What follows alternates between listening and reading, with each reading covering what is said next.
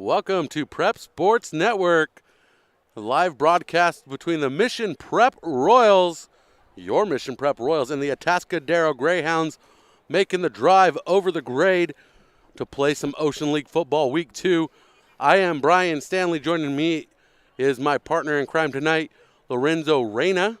How you doing, good sir? I'm doing great, Brian. It's a beautiful, beautiful night for football. I mean, there's no fog. There's a little bit of a breeze, but you got the sun that's already starting to fade behind the M on the hill. So, yeah, it is the M on the hill. Do we have a Thomas? Do we have an official name for that M on the hill? We'll get a picture for you right now as Thomas reframes it for us, and we'll transition there for you as Kevin Roos, famous football legend on the Central Coast of videotaping and broadcasting football around the Central Coast. the rooster. We just need the rooster taking noise. a famous photo for us here. Yeah, we just need the rooster We are noise. live here at Michigan College Prep. Trying to does that he'll have a name? Anybody? Kevin? Yeah. I actually don't know. If you have a name for that hill where the Mission Prep M stands, reach out to me on Twitter, Stanley on Sports. Tag me as well, LJ_Reyna on Twitter. You can also follow Prep Sports Network at the Prep SN.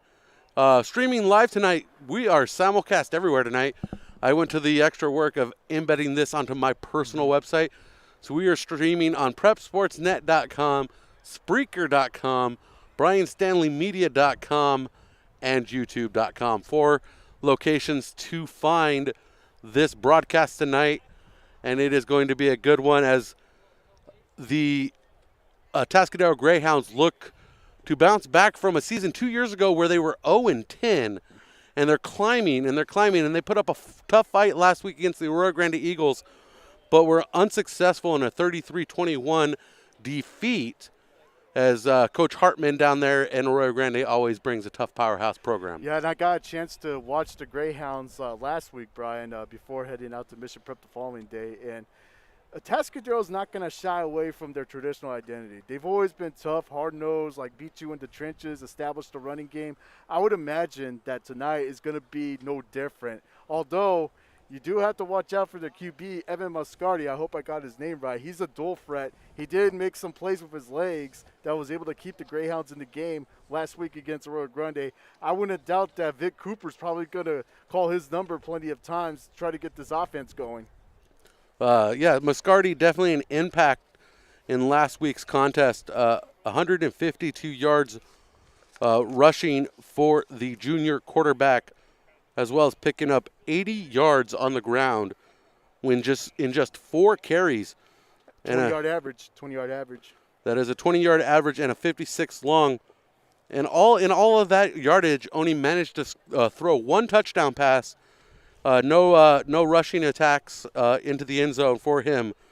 Tanner was the leading scorer for them, as Cole Tanner found the end zone last week twice against the Arroyo Grande Eagles. I almost said Atascadero Greyhounds.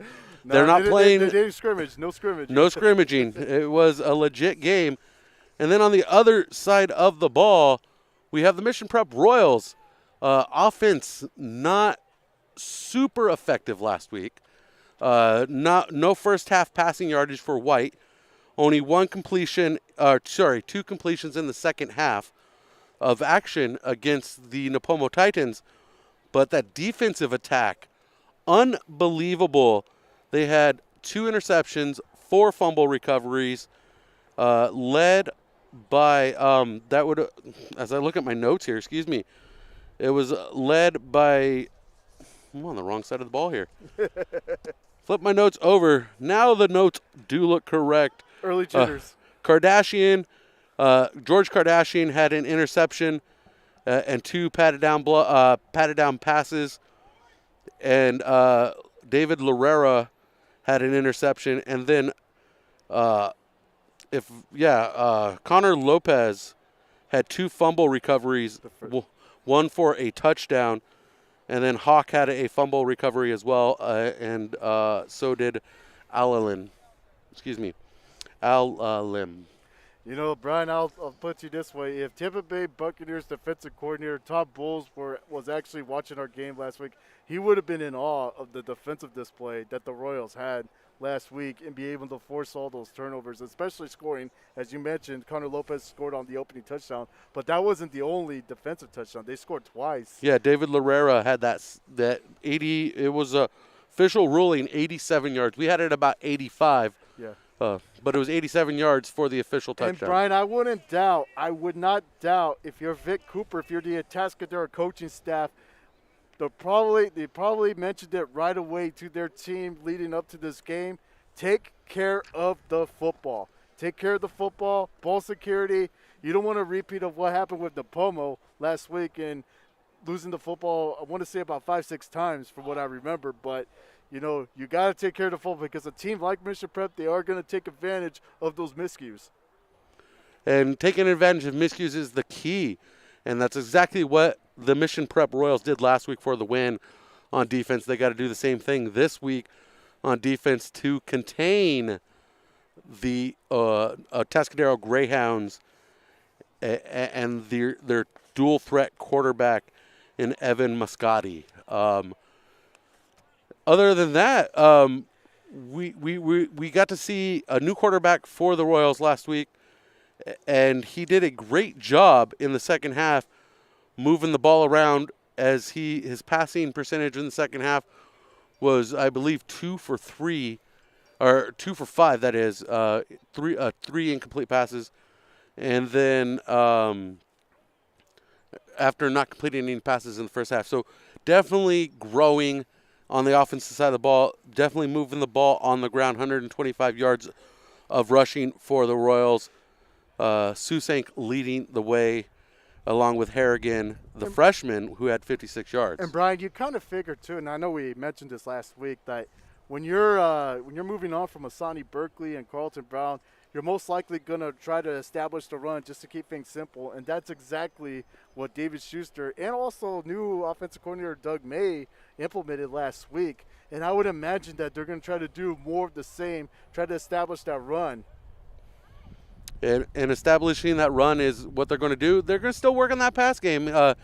Coach Schuster has a lot of praise and a lot of enthusiasm for White as a quarterback, and he's not fraying away from it. It was his first game under center. You know, you talk about, you know, the first game jitters. We're going to see a lot different. I think we're going to see a lot different look at him this week. And one thing not to miss on this matchup between Coach Cooper of Atascadero, Vic Cooper, who is in his 17th plus season at Atascadero with this football program, and Coach David Schuster of Mission Prep in his 4th season. This is the first time these two coaches have met on the field, and this is the first time these two programs have met on the football field in the history of Mission Prep and Atascadero. But it goes to show you just how crazy this year has been. I mean, football starting in March, and then obviously you have teams that are scrambling to schedule whoever they can get their hands on. And in the case of Mission Prep and Atascadero, they managed to luck out. And as you probably remember a week ago, Atascadero was supposed to play Pioneer Valley. Correct. And unfortunately, that game got shelved because of COVID-19 issues. And so Atascadero at the last minute was able to get Aurora Grande. But now you got this game that everybody's cleared testing. They're good to go. We're good to go. And part of the testing process here at Mission Prep, as I've talked to head coach David Schuster, is they're using the test facilities at Cal Poly San Luis Obispo in conducting their team testing to make sure that all players and coaches and those associated with the team meet the health guidelines set forth by the San Luis Obispo County. And I know that Vic Cooper and his program are also following guidelines very closely as they're getting their testing done. I wasn't able to talk to Coach Cooper about his policies, but I know that Connor Allen had reached out to him for clearance, and he gave him the green light saying we're 100% ready to play some football. And you're listening to Mission Prep Football on Prep Sports Network, streaming live on YouTube, prepsportsnet.com, and Spreaker. I'm Brian Stanley. Joining me is Lorenzo Reyna, and we are just under 10 minutes away from kickoff here at Mission College Prep between the Atascadero Greyhounds and your Mission Prep Royals. Game 2 of the 2020-2021 season spring football in the Ocean League. And the Atascadero Greyhounds, predominantly a Northern League, Mountain League, Pac-5 League, whatever. Years ago, Los Padres League. Many years ago, they were in the old LPL. However you want to look at the what could be considered by some the premier league of high schools on the Central Coast for football, depending on who you are, what side of the fence you are on leagues. They got bumped down after a rough couple seasons to the Los Padres, or excuse me, you got me with the Los Padres League there, to the Ocean League after being in the Mountain League. And unfortunately, Templeton got bumped up, and when they got realigned from the 3 league to the 2 league, they found themselves out of the Mountain League and playing in this league, trying to rebuild themselves in the Ocean League. And another thing too, Brian, is that when Atascadero moved into the Central section the first time, they were placed in Division 1. Well, that season they were in Division 1. They went 0-10. And so then they got bumped down to Division 2, and I think it's a realistic division for the Greyhounds. Division 2 is a realistic division for them. On the other side of the ball, Mission Prep is Division 6. Division 6 is loaded too. Like last I saw, 24 different teams. You've had schools like Orange Cove, who I used to cover. I believe Farmersville is still in Division 6, if I'm not mistaken. Sierra Pacific and Hanford as well. But, you know, Mission Prep handled themselves well in Division 6 last year. They got the victory in the playoffs against Miramonte, which was actually the last high school game I covered. I know I mentioned that last week. And then the following week going out to Orosi, unfortunately their season falling apart there. And there you see it too, like it looks like they're honoring the seniors. Yes, the only senior on the roster this season, Caden Cheney, is being honored on senior night here at Mission College Prep, as this is the final home game of the 21 spring season for the Royals. And I got to salute that young man, Brian, because, I mean, you look at what the 2021 guys have gone through, and then the fact that, you know, some were wondering if maybe it was worth it to play again. This young man, he wrote it out. He wanted to put on the Royal uniform one last time, and now he's getting honored because of it. Getting his honor on the field is Caden Cheney. Can we get a camera shot of Mr. Cheney and his father? Cheney wears number 79 as they're on the field there. And I'm trying to pull up his stats here. He had a couple stats from last week's game, I thought. Now they're going to recognize the cheerleaders. You also have to give props to them as well for being able to also stick it out. And it looks like we got 2 cheerleaders that are about to be honored by Mission Prep. Couple cheerleaders honored by Mission Prep. I had Cheney on a tackle last week. I remember calling that out. Official stat book doesn't have him. I might have to talk to Coach about that one. But we shall see. But salute to these 3 seniors. And, I mean, again, I can't imagine, like, the mental toll that these kids have gone through. But, you know, here we are. I know that you've only, like, in the case of Mission Prep, there's only been, like, 2 home games that they were able to muster. But, you know, at least there's a positive silver lining for these kids. And out taking photos for Mission College Prep is Owen Main of fanmanship.com. The main man.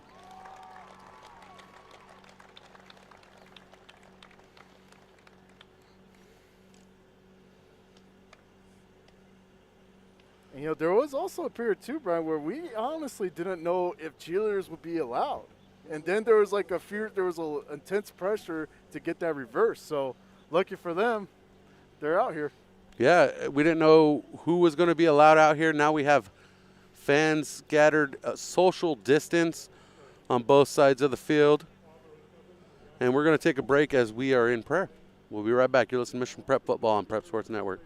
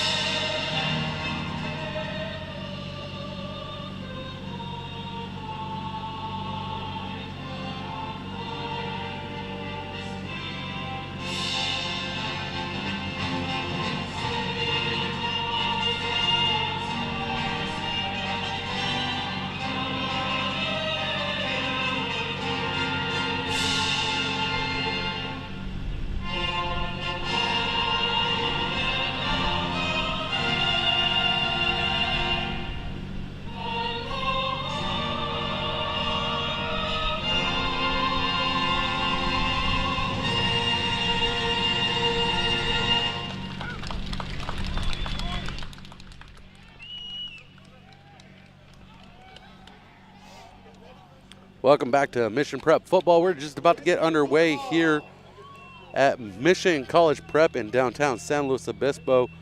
I am Brian Stanley. Joining me is Lorenzo Reyna, my partner in crime tonight, as we are going to be under the lights by the end of this one as the sun is setting to our left. Behind our buddy DM, the hill. We will get a nice little sunset And this is a battle of the number 9s between number 9 Colby White of Mission Prep versus number 9 of Evan Muscati of Atascadero.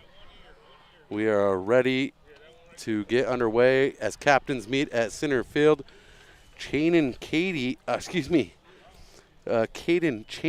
dyslexia there. Caden Cheney meets at the center field for Mission Prep. And a reminder to folks that normally, like any other season, you would have like as many as 4 to 6 captains, but because of COVID-19 protocols, just one for each team. And Riley Ryan for Atascadero at center field. The Atascadero Greyhounds are calling the coin toss. This isn't the NFL, so we cannot hear them. Atascadero will receive the opening kickoff. And they will be defending, I believe, they will be defending the left end zone. Atascadero will be. We'll wait. The officials haven't given a full verdict. Just kind of pointed in directions, which was more of a sideline gesture. Again, this is the Mission Prep Royals hosting the Atascadero Greyhounds Ocean League action between head coaches of Mission Prep, David Schuster and Vic Cooper of Atascadero. The Royals about to get underway here. Kickoff just after 6 p.m. You're listening on PrepSportsNet.com, YouTube, and Spreaker. So we got to salute the students behind us. They went all out. They brought some furniture. They got a good seat on the roof of their cars. So yeah, there's a trailer. Yeah, there's a trailer out there with a full living room set up. I wonder if they have the mini fridge going. I wonder if they brought their own snacks or popcorn or whatever. Mission Prep will be kicking off right to left to begin this football game. And kicking things off is going to be... Looks like Mission Prep's receiving. Oh, excuse me. Mission Prep is receiving. I thought Atascadero had won that one. Correction. Mission Prep still moving right to left, receiving the kickoff this time. So what I'm going to be looking for out of Atascadero defensively, can they slow down the running game? They had issues trying to contain Makai Puga last week and the rest of that Eagle running attack. And I wouldn't doubt Mission Prep's going to start with the run right away. Drew Harrigan and Jackson Aris back to receive the kickoff. And kicking for Atascadero is number 18, not on my roster. Excuse me, number 10, Ryan McLean.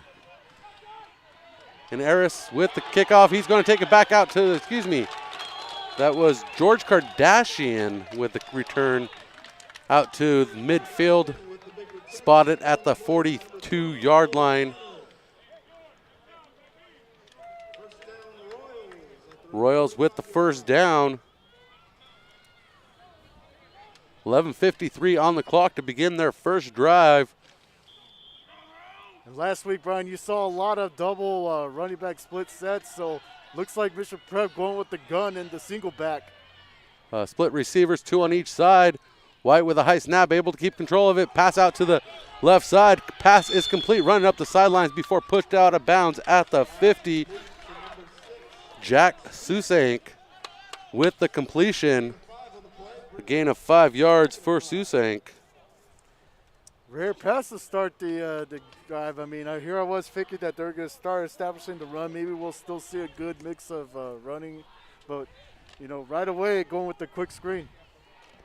And running him out of bounds, stops the clock. And they stay in the gun with the 4 wide receivers with the single back. Split set. Fakes the handoff, runs out to his right. Does White. White gains enough for the first down and then some. From the 48 across the 50. And he is stopped at the 36-yard line. And that is a 16-yard pickup for White. And Brian, last week, Atascadero, they managed to contain what they could inside in between the defensive ends. However, Aurora Grande found some lapses outside of the tackles. So right away, Mission Prep already attacking the perimeters of the Greyhounds. 2 plays into the game, and we got a first down for the Royals. They're across midfield. Ball spotted at the 36 of Atascadero. Now you got the old school look. And they hand off up the middle, making some room, plowing his way. David Lorera. And Lorera gaining enough for the first down on the big carry up the middle. And that first down was a 15-yard pickup to the 14-yard pickup to the 22. The last two plays, Brian, a combined 30 yards for the Royals. Gotta wonder what kind of adjustments the Atascadero's gonna make. They're on the center. Snap, handoff up the middle once again. Flanking out to the right is Drew Harrigan. Harrigan, an impressive job of keeping his legs moving, letting his lower body strength do the rest. Able to move the chains. Just short of the first down, actually. 2nd and 1, a real short one. 9 yards for Harrigan. Everybody touching the ball in this one. Susank, White, Harrigan. Look at this, 3 backs. Harrigan with the ball again, off to the right side, going on the sweep. And he's pushed out of bounds. It's like around the 1 yard line. Let's see what his bottom.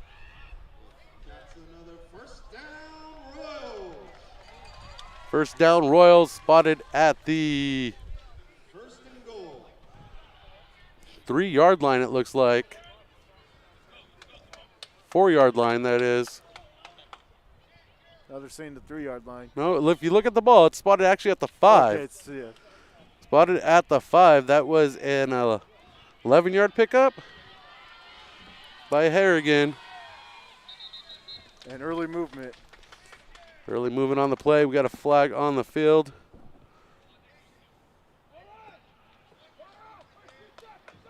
Five-yard penalty. Well, if you're Doug May, you gotta love the way this drive's working, because in knowing Doug May in the years that I have, he loves running the football. They originally called it on mission prep and then changed it to the defense, half the distance to the goal. First and goal from the 2.5 now. So 2.5-yard penalty against Atascadero. I would watch a fullback dive right here, Brian, on this particular play. Got a lot of linebackers. Harrigan with the ball, punches it through the middle, trying to dig his way in. And he's stopped just short at the 1 yard line. About a yard gain. They spot him just shy of the goal line.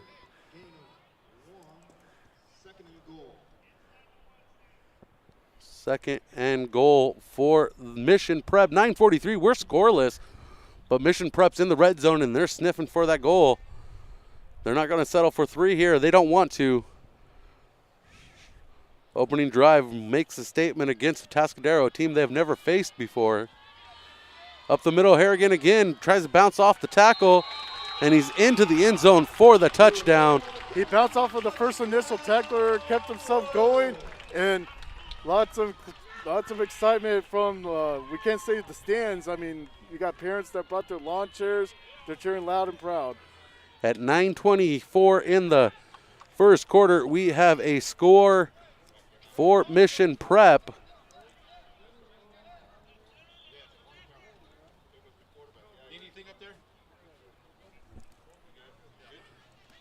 And they're setting up for the extra point by Susank. It's up into the sun, and it is good. 7 points for Mission Prep, 9:24. 7-play drive, and it ate up about 58 yards for the Royals right off the gate. And, you know, last week, Brian, Mission Prep struggled getting its offense going immediately. It was the defense that created that spark, but now it's much different this time around. Much different this time around. We'll be right back as Mission Prep lines up for the kickoff. This is Mission Prep football on Prep Sports Network. Royals lead 7-0.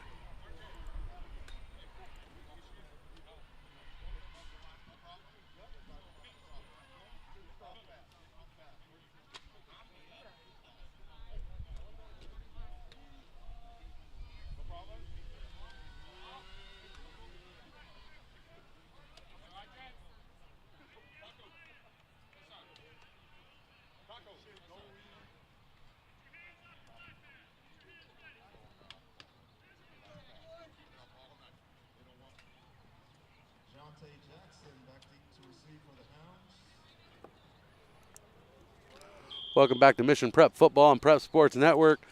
Jackson back to receive for the Atascadero Greyhounds. Jonte Jackson. And kicking off for the Royals from right to left is Susank. Jack Susank gets his line ready to go, and he's kicking it off. This one's deep. Looking for the touchback into the end zone. It rolls. That would have been an overthrow at third base. Overthrow at third base, but a touchback here in football at Mission Prep, bringing it out to the 20-yard line as the Greyhounds prepare for their first drive, down 7, as Evan Moscardi again, I'm sure comes to the deck. I'm sure David Schuster and his staff had talked about it. They got to watch for those read option runs with Moscardi. Jaron Fisher out to the left. Moscardi in a shotgun. Receiver to the right. Single back. Shotgun snap, hands off up the middle. Cole Tanner with it. And he is stuffed before he can go anywhere. Prep read that perfectly. They read the pulling guard, the pulling tackle. They immediately saw where the flow was going, and you saw the three hats being able to contain that. Tanner with a loss of 1, 2nd and 11 for the Hounds.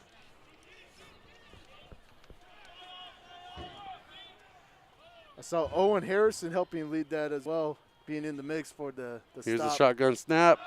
Looking for a pass out to the right side. Pass complete to Jonte Jackson.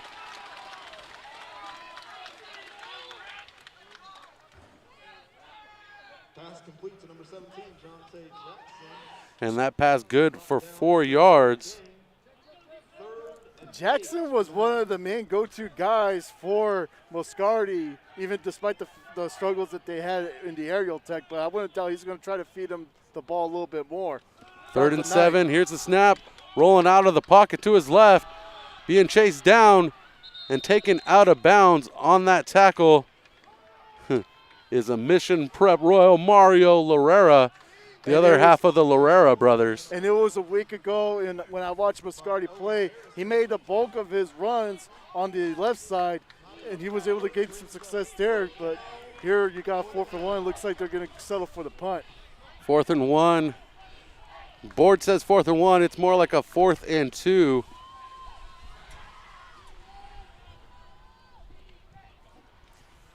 And that punt snap off the ground, able to get it up in time.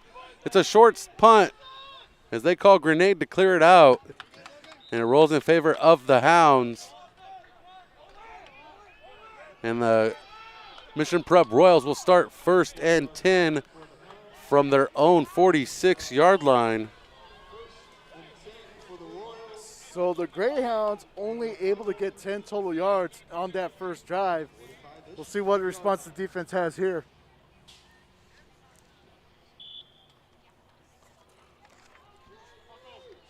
Colby White coming in with the call from Coach Schuster.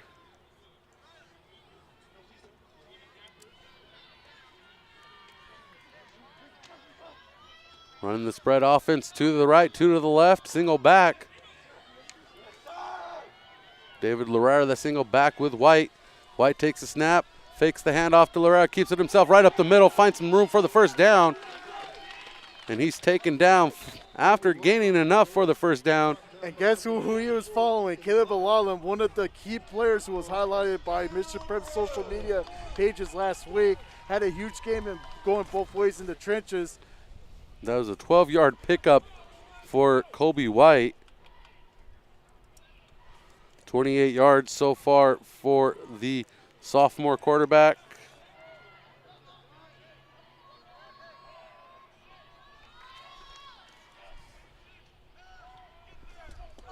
Throw out to the left side, finding some room up the sideline. Still on his feet, and enough for another first down. Grant Callahan. Another big game and another first down Royal. Grant Callahan with that first down to the 25-yard line. That is a 17-yard pickup. That was kind of reminiscent of Asani Berkeley. I know you're excited about him going to your alma mater. And that's 2 completed passes for White tonight. His grand total from last week. And a run off to the right side. And a pile of hounds. David Loera. Take down Lorera. I like that, a pound of hounds. Isn't that what a dog pound is? Yeah. No Cleveland, though. It's like 6:45 here in the first quarter, 7-0 our ball game. The Royals in the red zone once again. Lorera picking up 9 yards on that carry. Second and 1. Prep using a lot more shotgun with the single back and 4 wide receivers in comparison to High last snap. week. Looking for a receiver is White. Forced out of the pocket. He's chased down by the hounds. And he takes the big hit before he runs out of the bounds, or delivers the big hit to Jaron Fisher. He went John Riggins. He went Larry Zonka on and you see how psyched up the Mission Prep sidelines are. If you're a QB coach, you gotta love that too. From the 17 down to the 6 yard line, so 11-yard pickup for White. Not afraid to run the ball, 39 and yards. If you're Connor White, I know like when it comes to huddle, you want to put your first highlight as a pass. I mean, he's okay to put that as his first huddle. The big man Lorera up the middle, coming up short of the first down by 2 yards, or the goal by 2 yards. That's a 3-yard pickup for Lorera. Yeah, but Connor White trucking it, dude. That should be his first highlight on huddle for the 2021 season. A big hit delivered by White on that sideline. This Mission Prep team is primed and ready to attack today. Second and goal. They're going back. Looks like this from is the 3. The red zone offense with the 2 back. And up the middle, Jack Susank, flag on the play. He did not make it across the goal line. We'll see what the marker is. Holding on the offense. That's a 10-yard penalty for the spot of the foul. And that's going to push them back 10 yards. Now, I can't predict plays the way Tony Romo does, Brian, but I wouldn't doubt that they're going to try the swing pass once again just to gain some more positive yardage here. So, second and 10 from the 11. Second and goal from the 11. Yeah, I wouldn't doubt Callahan is probably going to be the go-to guy to get these yards back. Callahan, Lorera, pass out to Callahan. Susank, all these guys have been making some plays tonight. Weapons upon weapons, but it looks like they're going to stay Harrigan, with the old school look. Under center, hands off to Susank. Between the tackle and the guard, and he is in for the touchdown. 11-yard pickup by Susank. And he followed the big fella, Al alum, so, I mean, already 2 drives in, but I wouldn't doubt that maybe later on the Instagram page of Mission Prep or the Twitter page, they're going to nominate Al alum again for his superior blocking. 11-yard run for Susank. It is a 13-0 ball game, awaiting the extra point by none other than Susank. Jack Susank lined up here.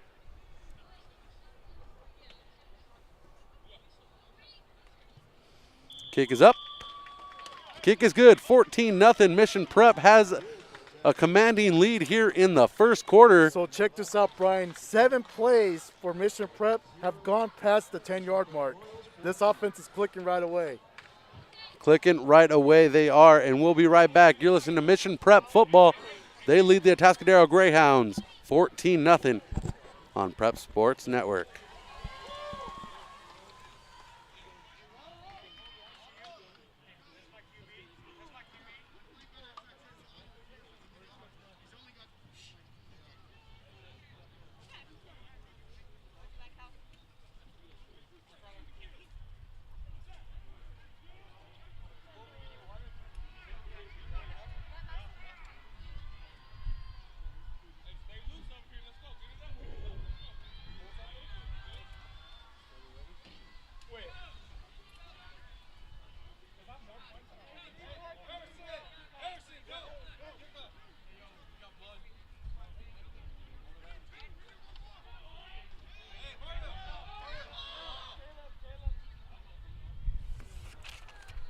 Welcome back to Mission Prep Football from San Luis Obispo, California. I'm Brian Stanley. Joining me is Lorenzo Reyna. And we're about to get underway here in the midst of action here in the first quarter. 5:31 on the clock. Royals lead the Greyhounds 14-0 following a Jack Susink 11-yard touchdown moments ago. Single man back to receive for the Greyhounds, Jonte Jackson. As our producer onside kick Very catching up aggressive on the in his Greyhounds out of bounds. Nobody able to get their hands on it before sails out of bounds, but very aggressive play by Mission Prep. You can already tell, Brian, Mission Prep wants to run up the score. They want to end this early. Mission Prep wants to play some creative football, and playing at midfield, making it a fun game, I think is where we're at. So following that out of bounds, they're going to get the ball spotted at the 40-yard line of Atascadero.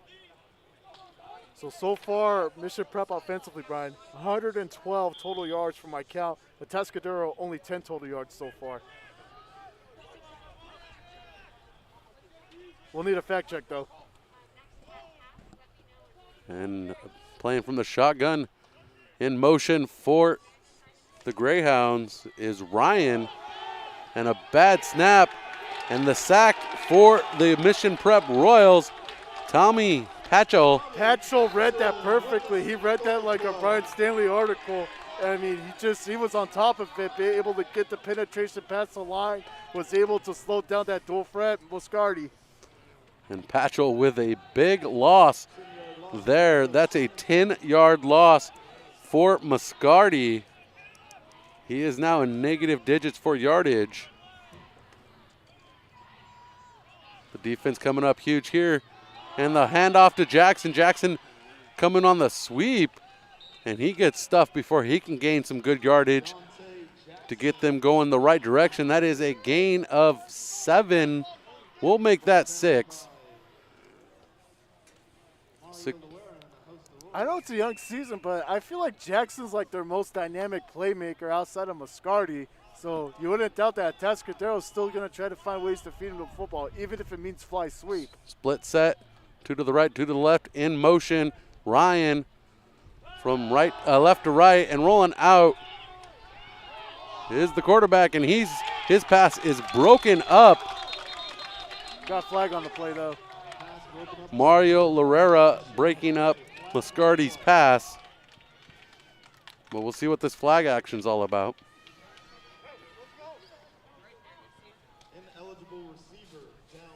Ineligible receiver. That benefits the Royals.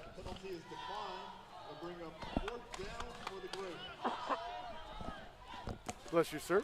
Thank you. 4th down for the Atascadero Greyhounds after the Royals decline that penalty. 4th and 13. And we are going to have a punt as Moscardi throws his first incomplete pass of the evening. And if you notice, nobody's back to receive the punt. They're just going to let this one sail away. And either way, Mission Prep's going to get some pretty solid field position. They will take the ball at the 36-yard line of their own as the offense comes out onto the field. Coach Schuster playing this one a little fast, a little loose. Our fans are enjoying it. City bus driving by. Oh, wave at the bus. Don't forget to follow Prep Sports Network on Twitter, the Prep SN, for all your Mission Prep updates. Streaming live. We're in the process of finalizing our dates for bringing you Prep Sports Network and Mission Prep basketball this coming season. And the handoff by White up the middle, making some room and gaining a good chunk of 5 yards. David Larrera. And that 5-yard pickup was a good enough for 6. Good 6-yard pickup for Larrera.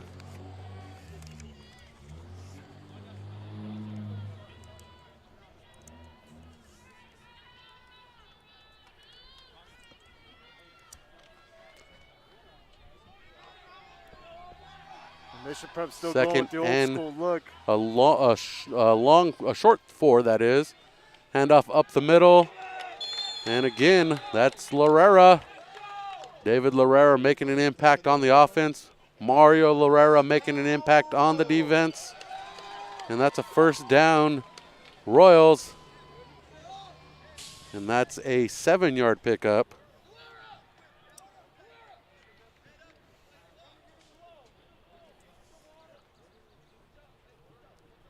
His brother also plowing the road as well, number 50, Mario Larrera, helping anchor the left side of the line.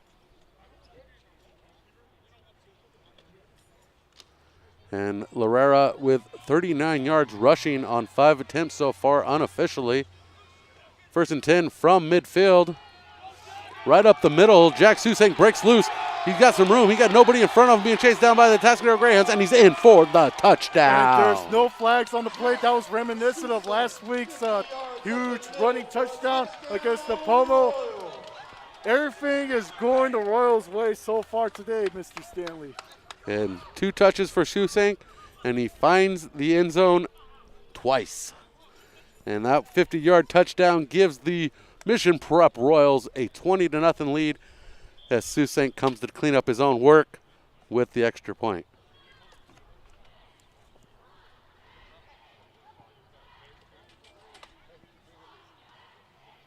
And he's out. The snap, the kick. It's good. 21-0, 2:35 remains here in the first quarter. And it's a 21-0 lead for the Royals. Stay tuned. We'll be right back. You're listening to Mission Prep Football on Prep Sports Network.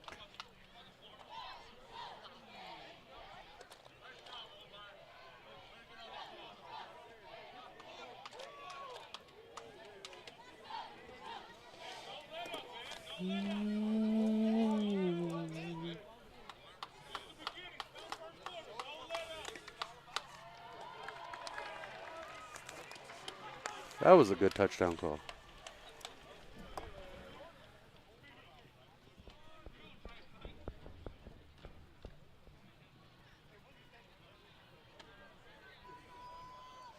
Welcome back to Mission Prep Football on Prep Sports Network. We have a 21-0 ball game. The Royals lead the Greyhounds. So, Brian, in the first 3 drives for the Royals, 175 total yards.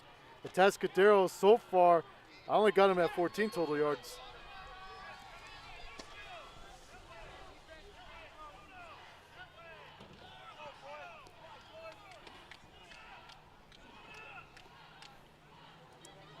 I have them at actually less than that, my friend. Wow. I have them at 6 yards. Or It I have helps them at 5 yards because they have And look at this, another short one. a scrub kick out of bounds at the 29, which is going to bring them back to the 40. And it's going to put Atascadero past the second baseline also. But it helps to have fact checkers. Wow. Yikes.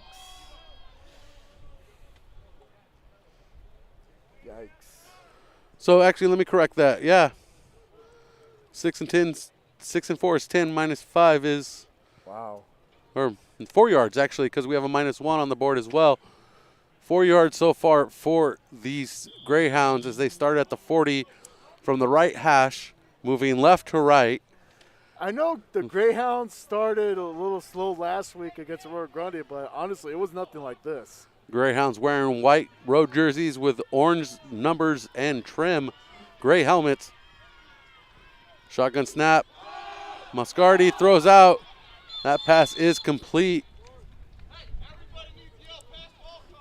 for a short gain, and that was actually starting at the 35. I said the 40, but starting at the 35, pass complete across to the 40. It's like 41.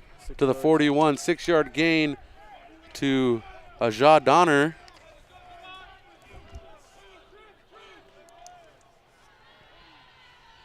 Ten yards for Moscati passing.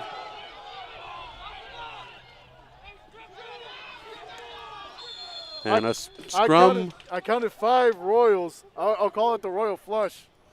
And the scrum on that one does move the ball 3 yards. But what I did notice, though, Owen Harrison pretty much came unscathed. Cole Tanner trying to get that ball going somewhere before he was met with the defenders. 3-yard gain for Tanner. And a bad snap. Oh, my goodness. That was not good. The snap going off of Riley Ryan's leg and recovered. The freshman Kyle Hawk looks like he was the one who pounced on it, if I'm not mistaken. He's And getting the most congratulations. And the fumble recovered by Mission Prep. The first turnover of the night. That was right in front of me. That's not a play you normally see at the varsity level. A mistimed snap like that. We see mistimed snaps, but generally you're not seeing it bounce off a player's leg in motion. So 1st and 10 for Mission Prep at the 43 of Atascadero. And they're back in action. 1:35 on the clock. A high snap. White picks it up and tries to gain some room, but protects the ball as he goes to the turf. He does lose a chunk of yardage, losing 12 yards on that bad snap, but keeps possession. The first miscue for Mission Prep in this game, Atascadero able to catch somewhat of a lucky break there. And the fumble was recovered by Kyle Hawk. How about that? Two fumble recoveries on the night for the freshman. How about that?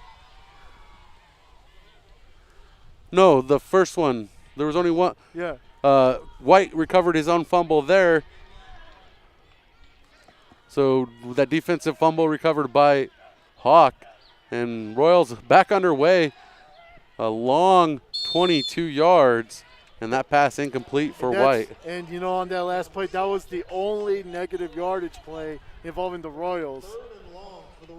A 3rd and a mile, 22 yards to go. The mile marker set at the 33 of Atascadero for that first down. The lights are on here at Mission College Prep as the sun has set behind the mountain. Maybe by tonight we'll find a name for that mountain. And Charles Summer confirms he has Atascadero at the point we were talking about. Okay. Total of 4 yards.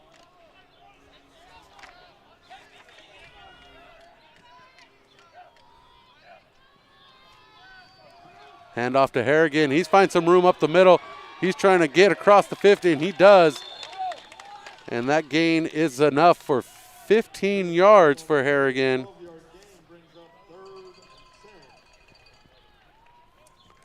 Drew Harrigan brings up a 3rd and 7 for the Royals. I would imagine this is going to be the final play of the first quarter. Mission Prep taking its time, and the clock is ticking away. But, hey, 15 seconds. Yeah, other than that recent miscue with the botched snap, I mean, very, very impressive start for the Royals so far. 4th and 8 here for the Royals as time is going to tick away. And we'll step aside for the break as well. Into the first quarter, that is. Mission Prep Royals 21, Atascadero Greyhounds 0 in Ocean League action here on the Central Coast.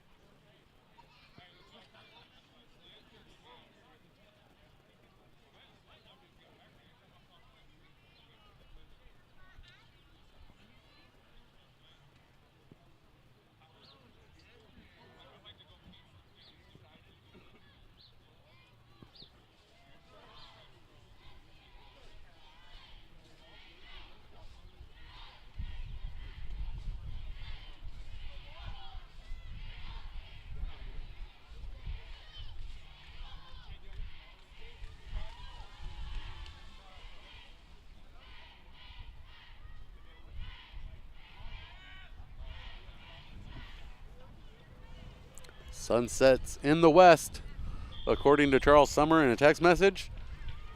When we are doing a great job here, according to Charles Summer. I appreciate him tuning in. He is keeping stats for us. From Wisconsin, right? From Wisconsin. We got viewers in Wisconsin. We got viewers all over, right?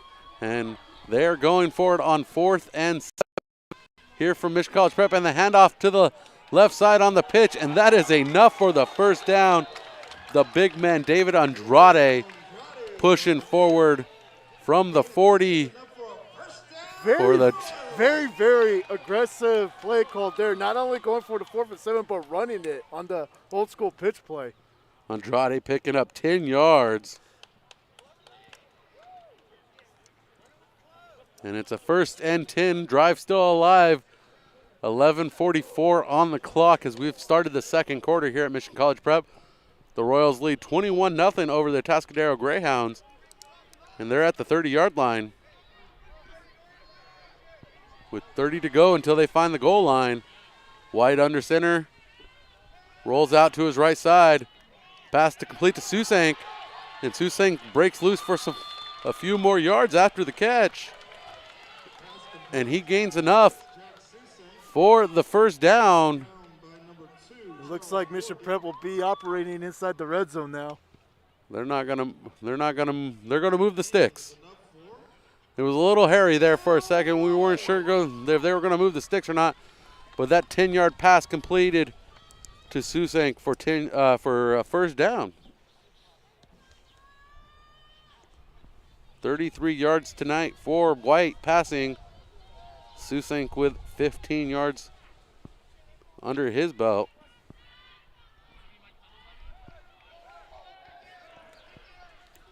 Working on the right hash. Under center.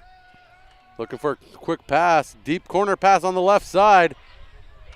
And it is complete. The touchdown is good.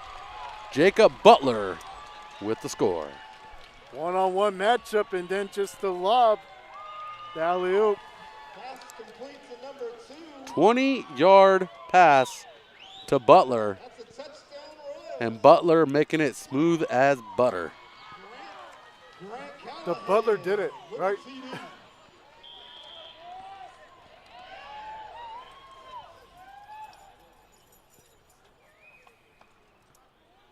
And Susank out for the extra point. 10:33 on the clock. And Brian, in all 4 offensive possessions for Mission Prep, it's all ended in a TD.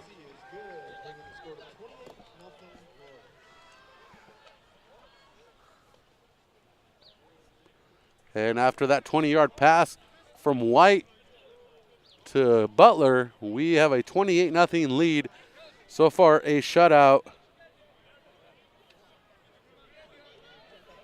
Tommy getting some love on the chat from Landis Turley. Let's go, Tommy, is what they're saying. And we forgot to transition the live stream. I do apologize about that.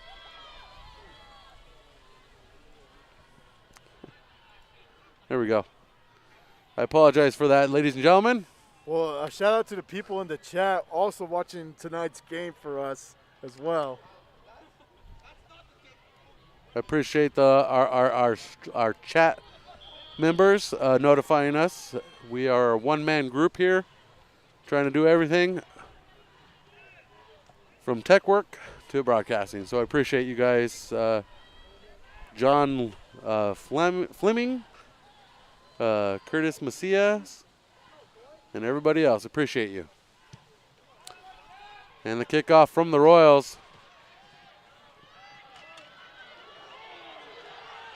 And moving out to midfield, brought down at the 35-yard line. Jonte Jackson with the return. And Atascadero looking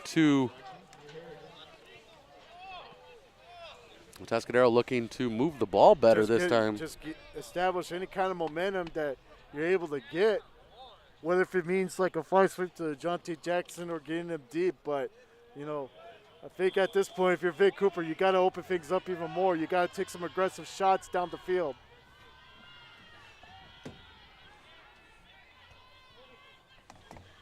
Looks like some confusion on who the personnel is.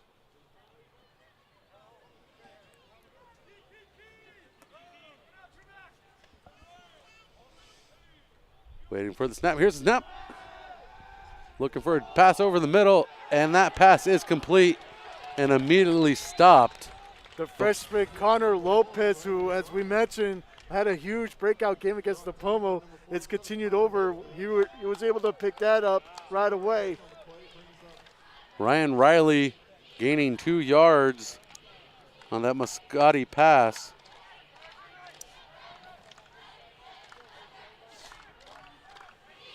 Mascotti with a total of 12 yards passing on 4 attempts. Fakes the handoff, keeps it himself up the middle, gains enough for the first down across midfield before he is taken down. Got a flag on the play, but this is exactly what Atascadero has been wanting to do with Mascotti, turning him loose. We'll see what the penalty marker is, though. Flag on the play. You know, I want to shout out Mr. John Fleming. Mission Prep underclassmen are playing well. Way to go, boys. Yes, they are. The freshman group. I mean, this freshman class is going to be extremely impressive moving forward. And that penalty on the Atascadero Greyhounds. And that pushes them back to the 47-yard line. That was a holding call. That's a total of a 6-yard gain on that run by a 5-yard gain by that run by Mascotti. Excuse me. Pass by Mascotti, deep, overthrows. He had the right idea. Jaron Fisher beat his man deep. Unfortunately, mistimed it.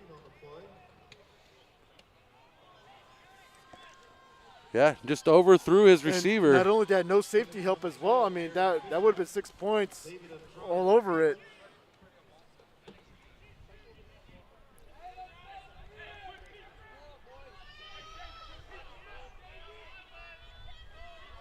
Third and 3 for the Greyhounds. They're looking for a first down here. In motion, taken down in the backfield is the receiver. Owen Harrison penetrating through, snatching him up and taking it down for the tackle for a loss. He's having a huge night so far. Max Sosa was that receiver met in the backfield for the loss. A loss of 3 for Max Sosa. Correction, loss of 4. Which brings on the punt unit. These linebackers, though, for Mission Prep, they've been on their game throughout the whole night. Back to receive for Mission Prep, George Kardashian. And, you know, when you really think about it, Brian, it's like Mission Prep is taking Atascadero's game, which is technically their game, winning in the trenches, playing the physical game. The punt is off. Kardashian moves away. And John Tay Jackson picks it up, which calls the play dead at the 37-yard line. First and 10 for the Royals. 8:26 here in the second, 28-0. It is a shutout approaching a blowout. Yeah, Quite a different ball game than what we saw last week between Atascadero and Arroyo Grande. Absolutely, and you know, it's like you kind of figured that there was going to be a little bit of sloppiness in the beginning because of the long layover, but, you know, Mission Prep definitely playing like the team that we saw in 2019 with that physical brand, that physical style of football. Pass out to the corner, to the right corner there, and taken down immediately on that play is Butler. Correction, they're calling that Grant Callahan wearing number 2. 4-yard gain brings up 2nd and 6 for the Royals.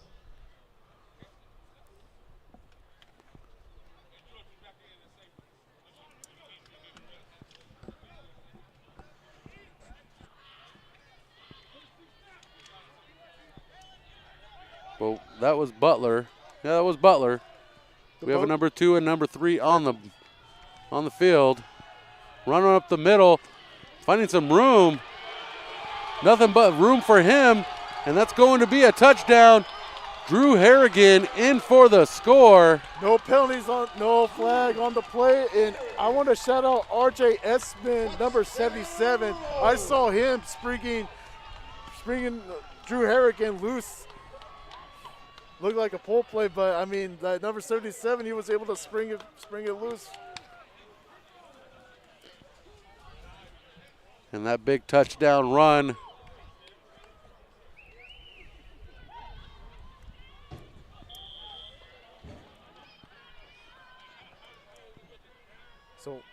So That was a 58-yard touchdown run. And you know who's bored right now? Probably the punting unit for Mission Prep. They haven't gotten this chance to see the field yet, but hey, to the liking of David Schuster and his coaching staff, they're loving like what they're seeing so far. But the line play has been extremely stout for the Royals. Running game is working in perfection. I mean, overall, it just seems like a flawless night for Mission Prep. And that extra point by Susank goes to the top deck. And the cheerleaders are fired up here on the Mission Prep sidelines. 35-0 at 7:32. And you know, we mentioned like the freshman guys. I mean, Drew Harrigan's one of the impact freshmen so far in this truncated season for Mission Prep. But, you know, that was a veteran move. I mean, being able to follow your blockers and just finding the green and just taking it the rest down the way. And that is Harrigan's second touchdown of the game. A 1-yard run was the first touchdown, 9:24 in the first. And at 7:23, he gets that 58-yarder, which gives him 96 yards on the night, according to my statistics. You know, last year, I don't think we mentioned it last week, Brian, but, you know, for the first time in the recruiting rankings era, Mission Prep was able to produce 2 Mountain West commits in Asani Berkeley and Carlton Brown. I wouldn't doubt somebody from this freshman class is going to get on some boards of some Mountain West teams, maybe perhaps even some Power Fives with continued progression.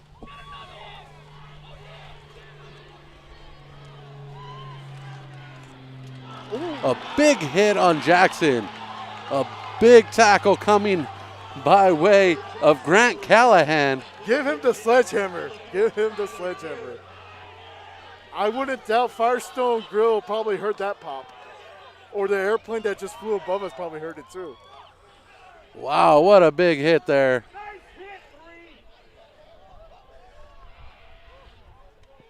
You know, it just seems like everything's working to perfection. I mean, offense, defense, and now you got the big hit on special teams.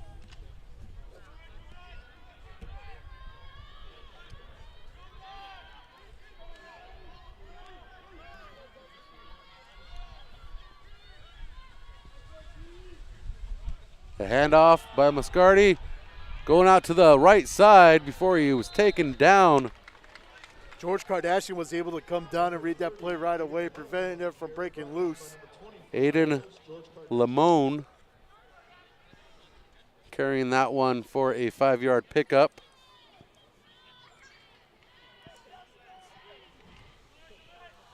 Not much success for Atascadero running the ball.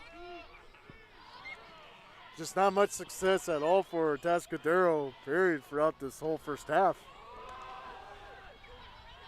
Running out to the right side.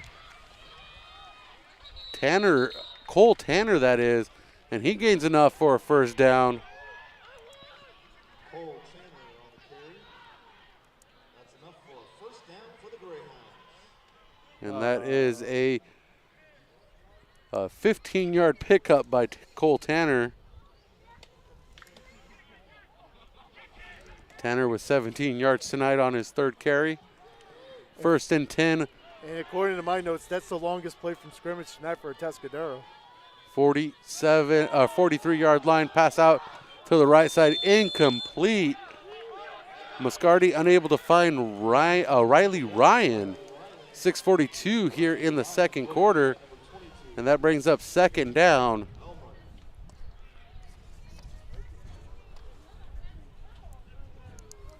Muscardi's third incomplete pass of the night. Only 12 yards passing.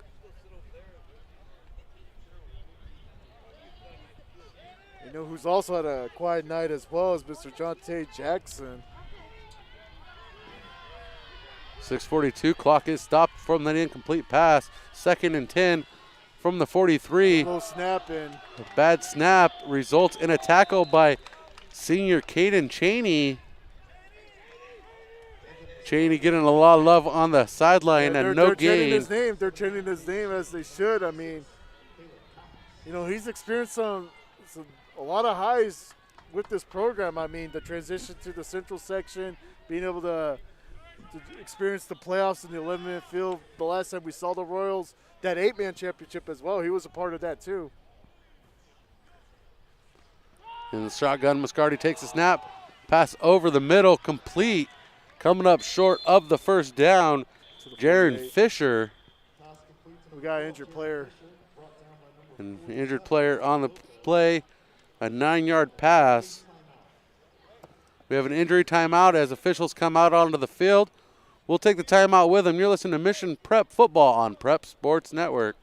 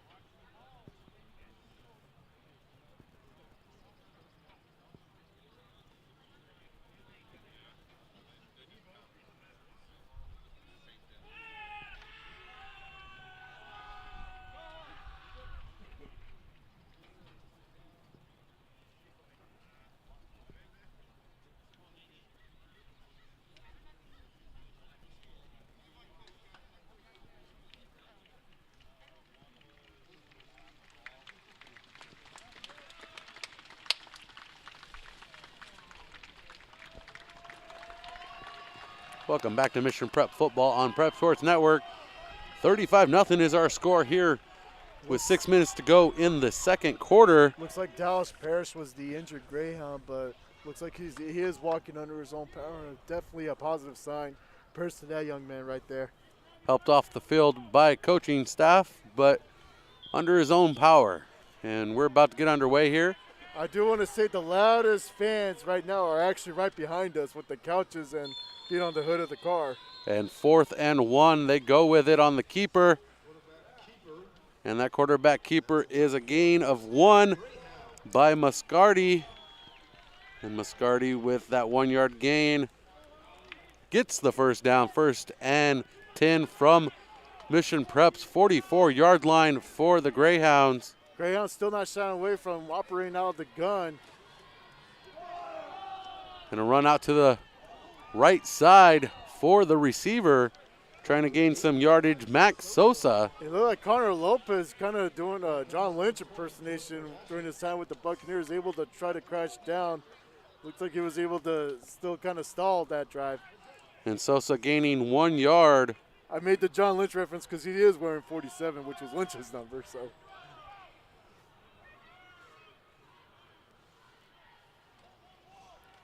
Keeping it himself is Moscardi. A pass to the right. That pass complete to Tanner, and Tanner trucking upfield. Beautiful, beautiful design play on that end. Able to force Mission Prep to be fooled into going left. It goes the opposite direction. So, you know, maybe the Greyhounds can find a way to end this half on a positive note. But we'll see if they can finally get into the end zone. 15-yard pickup by the Greyhounds off that pass from Moscardi. as the cold begins to set in. And bad snap over the shoulder of Muscardi. And there to put him down with a touch of a finger, Caden Cheney. And I believe, if I'm not mistaken, that's the third bad snap, but 2 total on Atascadero. Couple bad snaps by Atascadero have not worked, including the one that resulted in a turnover. And surprisingly, that's the only turnover so far in this game, but you know, everything else working almost to near perfection for Mission Prep.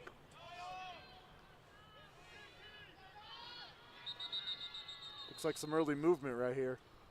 Early movement.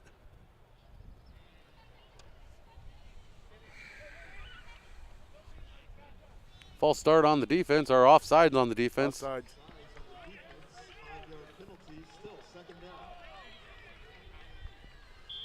And that second down, and still a mile following that Looks like a timeout called by David Schuster. that loss on the play. We're looking at a 2nd and 19.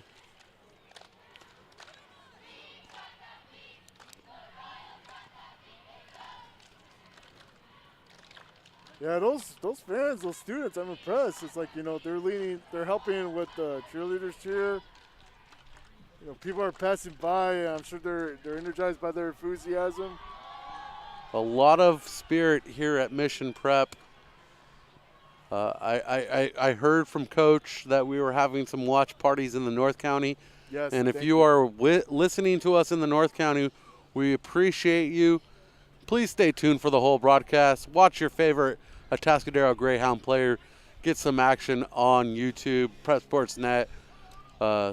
Listening live on Spreaker if you are. If you don't have access to video stream right now, we appreciate you as well.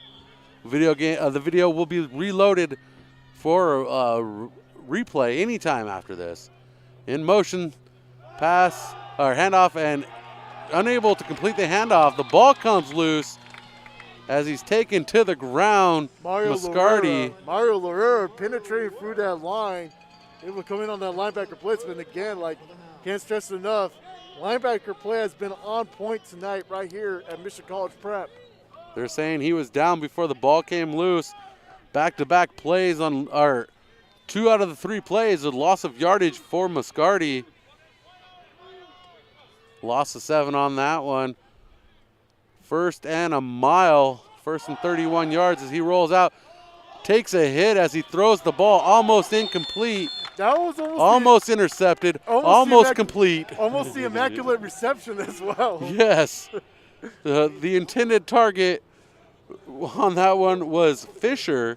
But Mario Lorera was the one who was able to force that incompletion as well. He's having a heck of a night. And with Elmerick in on that as well. And then Sosa was there to try to clean things up for him. You know, Brian, it is kind of unfortunate that in these times, college coaches, they're not able to see, like, these guys in action because of, obviously, COVID-19 protocols. But I'm hoping that there are some college coaches tuning in tonight to see who from Mission Prep, maybe perhaps who from Atascadero can be appealing moving forward. Yeah, that's what live streaming does bring to you. It's just the same as watching tape on a player, but you can chime in from your house in the Bay Area, the Central Valley, the Los Angeles area. Or in one case, Wisconsin as well. So it's great to have Charles Summer tuning in with us. Great to have some eyes out there. But yeah, it's like, you know, these schools, I mean, they're no stranger to producing FBS talent. We've seen Atascadero produce Elijah Cooks, who's currently at Nevada. You know, they've also had guys who go on to the Pac-12. Of course, Mission Prep, we mentioned Asani and Carlton. We can't also forget the Book of Laird, Patrick Laird. Mission Prep kicking things off here. 3:36 on the clock, 1st and 10 from the 20, and bringing it out to the 30-yard line. Drew Harrigan for the 10-yard pickup. Correction, that was Callahan. Yeah, Callahan really finding those holes from that pretty solidly built offensive line. You got R.J. Esmond, you got Caleb Alalim helping anchor that right side.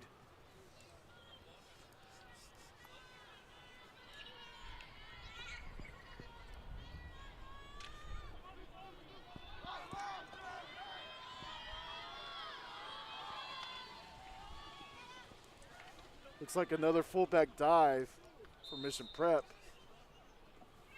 Number 6, Jack Susank on the carry, brought down. Susank carrying that ball 5 yards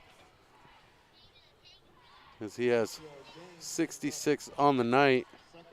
And that was Harrigan with the first carry of the drive, pushing him over the 100-yard mark, 106 yards in my book.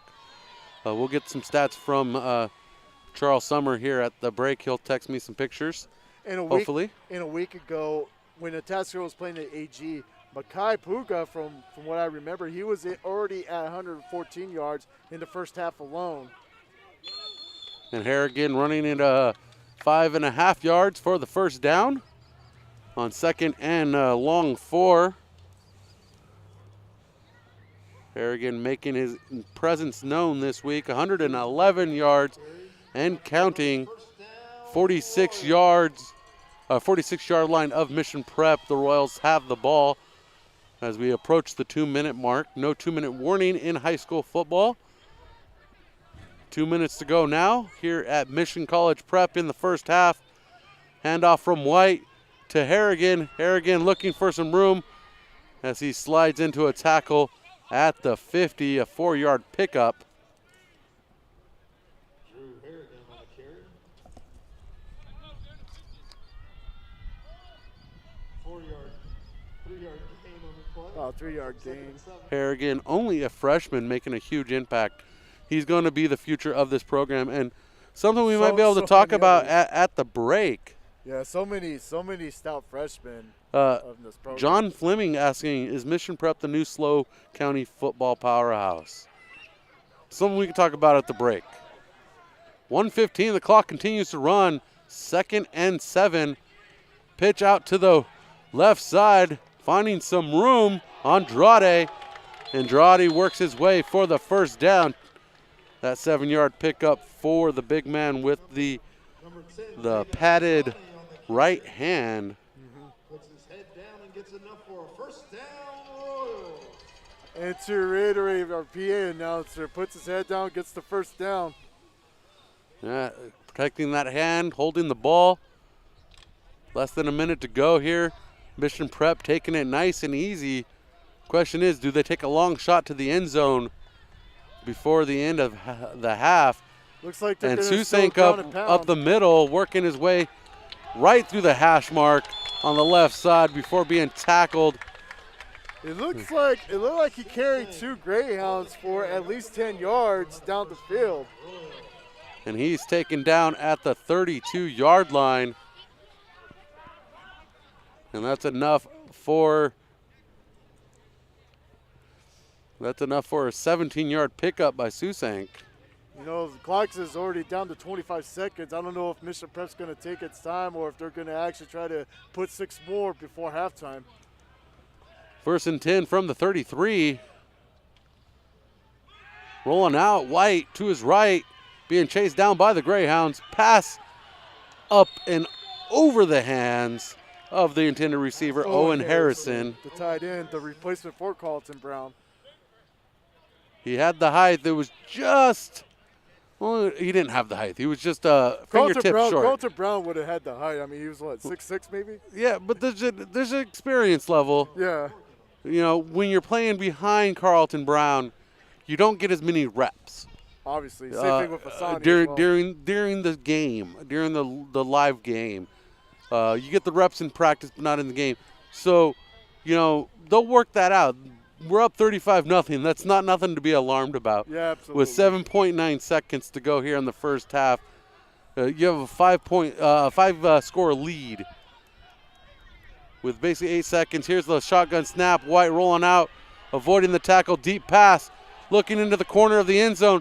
That pass is complete to Grant Callahan for the score as time expires here in the first half. What a way to end the first half for Mission Prep. A 33-yard score. And in every offensive possession, Mission Prep continues to end it with a TD.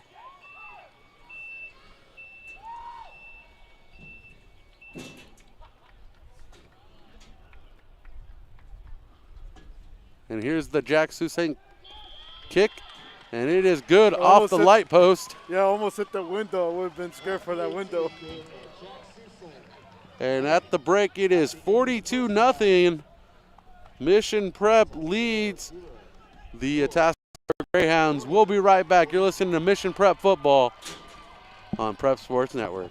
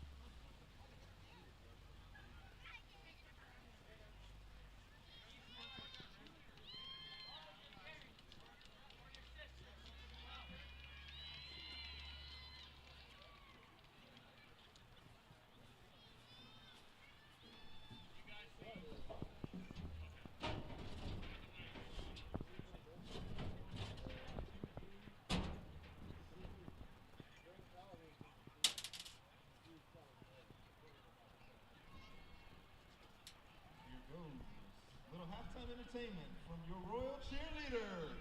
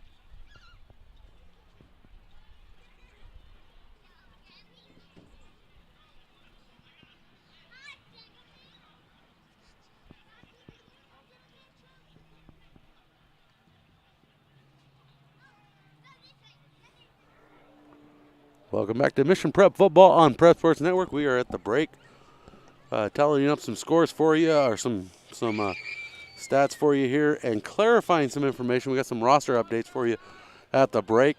Grant Callahan wearing number 2 tonight, and Tyler Garrett wearing number 3. So that changes a couple of our calls for you. Tyler Garrett with that touchdown pass at the end of the game. End of the half, actually. End of the half, yes. Although it is cold. It kind of looks like the game is already out of reach. Yeah, game. I'm cold right now. My jacket broke. We're still holding on. The zipper broke. Yeah. We're still holding on. There's a 33-yard touchdown pass. I can't keep you warm. We have to social distance. No, yes. Yeah. I'm not in the mood for snuggles, so don't worry about it. But going over some halftime stats here for both squads. Total offense, passing and rushing offense for the Royals, 281 yards on the ground and 89 yards through the air for the Royals, moving the ball well. These are all unofficial stats, by the way. Coaches will update Max Preps this following week. And then on the other side of the ball, negative 27 yards rushing for the Greyhounds, 36 yards passing for Mascotti, and a total of 9 yards total offense for the Greyhounds tonight. Not a very good game. They've turned the ball over a number of times. And I don't know if you can see from across the way, Brian. It looks like Vic Cooper going to the drawing board. Yeah, he is at the drawing board, a full huddle. The team did not leave the sideline. There's no locker rooms per se here for football at Mission College Prep. The Royals football team under an awning just outside the school. On the east end zone, the west end zone would be typically delegated to the visiting team. They did not leave their sideline. They're like, Vic Cooper's over there saying, this team is not performing. They are definitely not performing what they performed last week. I'm sure, obviously that's the modest way to put it, but I'm sure the language might be a little bit more different. Correct. We won't expect it. So with that, all those scores in the books for the Royals, all 6 of them, they have a commanding lead here going into the second half.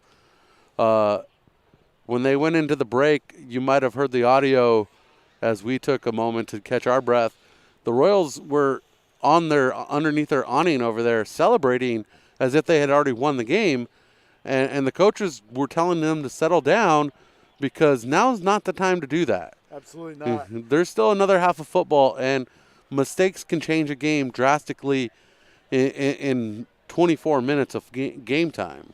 And we've seen it plenty of times in college football where a team has a commanding lead only to lose that lead. Or in the case of Super Bowl 51, we already know what happened there. But, Dave Schuster, to his credit, trying to keep his guys focused even with the big lead. For those asking about rosters, you can visit Max Preps to find those rosters for the schools. If you were looking for numbers, they're on Max Preps, on Mission Preps page, and on Atascadero Greyhounds page. Now to John Fleming's question, is Mission Prep the next new powerhouse in football and 11-man? I don't think so. Not at this point. They're too small of a school to claim that title when you're going up to the likes of the big bodies like Paso Robles, even Atascadero. Or Arroyo Grande. Arroyo Grande. You have Mission Prep, even in slow count. Well, we are in Mission Prep. I meant to say St. Joseph. That's in Santa Barbara County. But even San Luis Obispo here across town from Mission Prep. I think, if anything, Brian, football has seen a renaissance over at San Luis Obispo High, but Mission Prep has had steady success under David Schuster as well, even before David Schuster. Yeah, I don't think they are the new powerhouse. They are part of that renaissance in the city of San Luis Obispo, the city taking pride back into football, something that had dissipated to a degree in 11-man based on the the student flow into San Luis Obispo High School. I really don't know if Mission Prep will have an ascension kind of like what you're seeing at Grace Brethren or even the Sierra Canyon, programs that were 8-man for the longest time or started out as 8-man and then eventually worked their way up to the highest levels. But, you know, David Schuster's done a commendable job with this group right here. Correct. Commendable job that is. 2 years removed from an 8-man Central Section Championship. And as David Schuster pointed out, he jokingly told me, yeah, we won 8/11ths of a championship. 8/11ths of a championship. But it still weighs the same as an 11/11ths. Yeah, that ring's still pretty heavy. That ring is still pretty heavy. We do appreciate you joining us as players do warm up. Here we're waiting for our cameraman Thomas to return. He is doing a great job for us. We're going to call him our student intern, his official title. At some point we gotta pay the man. Oh, he's getting paid. Yeah. He's getting taken care Well, of. you know, like for him, it's a great experience. I mean, maybe perhaps down the road he could be a future videographer for an NFL team, Major League Baseball, whatever his interest lies. But you know, we've made it a very positive experience for him out here. And you know, not to criticize people here at Mission Prep, but I really wish they would have located those porta potties in a different location. So when we get our scoreboard sign, we're not getting the inside shots of the porta johns as people enter and exit them.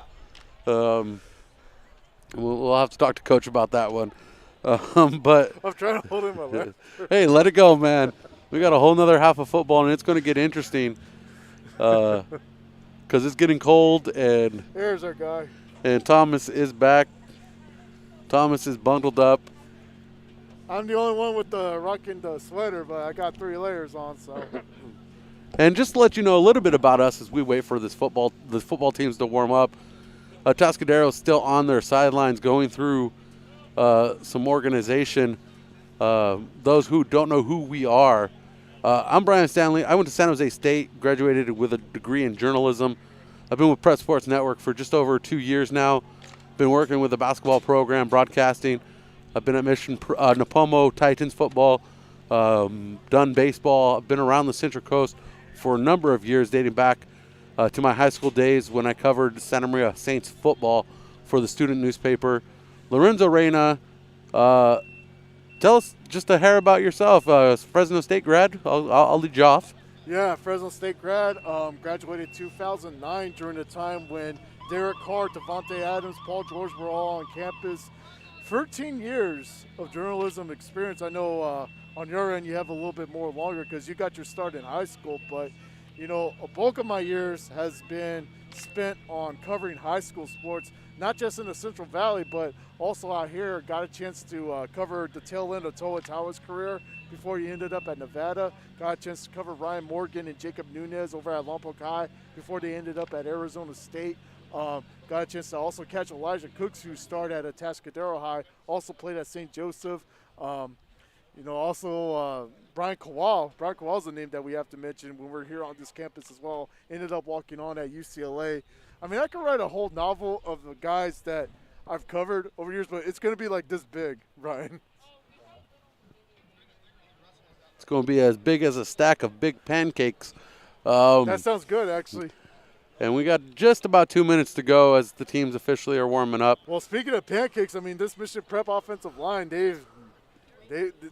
delivering more pancakes than IHOP so far. You mentioned being around Devontae Adams. I got to interview his cousin at San Jose State. Yes.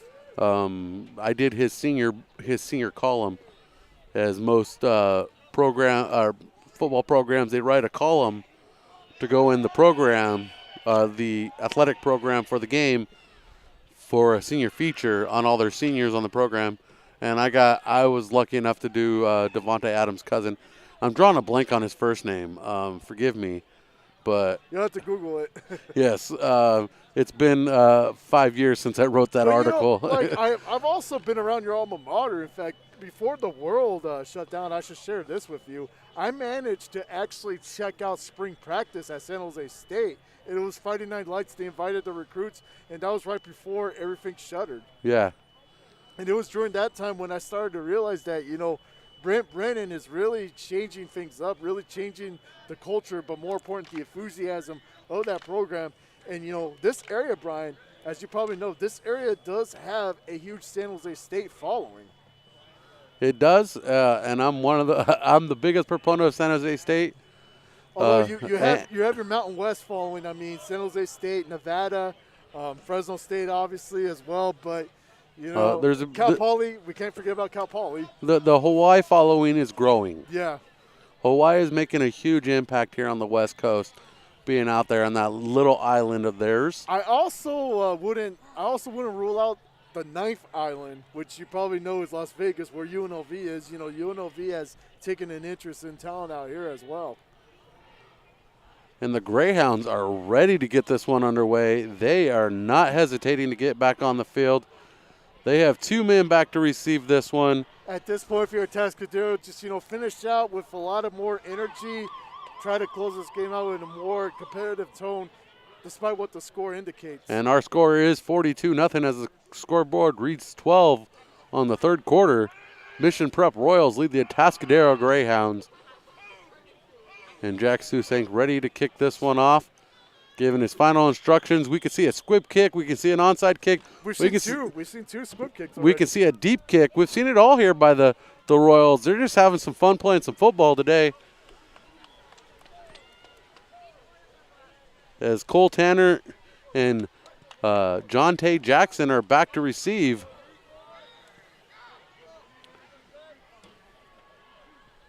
And here's the approach. And the ball sets sail. This one's going to be a deep one into the end zone. Touchback. Atascadero will take the ball. It almost hits the Wilson and Company sign. It didn't go anywhere near the Firestone Grill sign.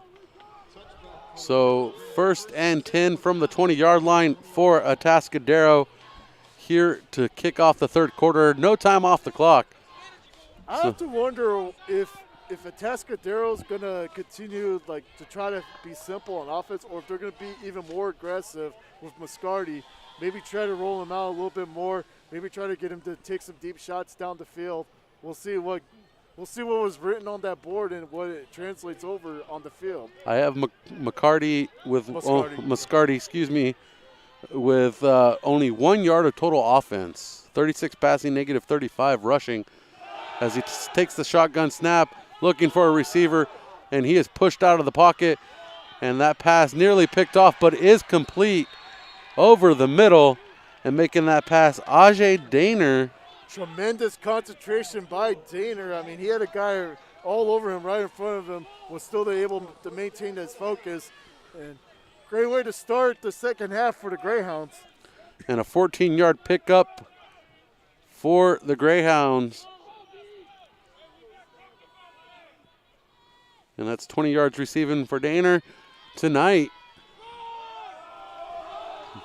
Jackson in motion, pass goes. The handoff goes to Tanner, and Tanner gains 9 on the carry to the left. And Jack Susink, he's been everywhere tonight. He was the one on the stop.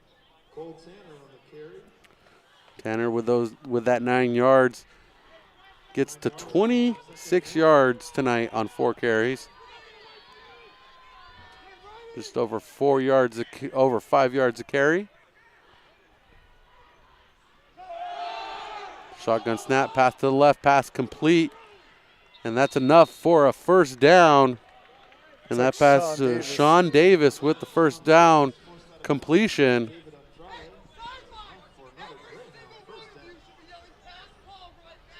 And then you can overhear the Mission Prep coaches barking out instructions. They're trying to make sure that the focus maintains here. That is a 13-yard pickup to Davis.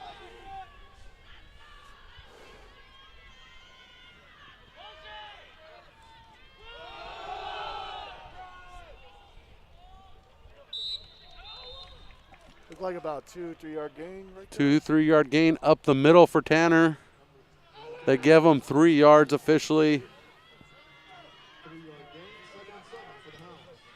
This is the best offensive production we've seen from the Hounds. And if I'm not mistaken, Brian, this is the first time tonight that the Greyhounds have been past their own territory. Successfully past their own territory. Up the middle we go. And a big shot takes down the runner.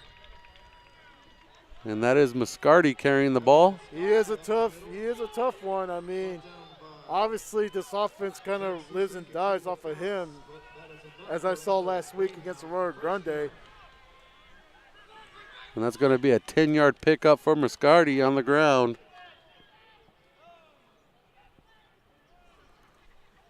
Shotgun snap. Man in motion right to left. Hand off to Tanner, fake. Under pressure, rolls out to his right. Muscardi throws as he runs off his back foot. Incomplete pass. It was very dangerous how Muscardi held the football. I don't know if you noticed, he was holding the ball near his hip. He's extremely lucky that wasn't stripped. Ajay Daner, the intended target here on the right side. He is the sole receiver. Correction, he has two receivers on the right. Does Muscardi. Daner and Ryan to his right. Man in motion, that's Jonte Jackson. 3 to the right, 1 to the left now. Receiver stack. Tanner up the middle looking for a first down on second down. And he gains 7 yards. 9:49 here in the third quarter. 42-0 Royals lead. Connor Lopez continues to have his breakout night. I mean, he had a breakout night last week, but, continue to remain active for the blue and gold.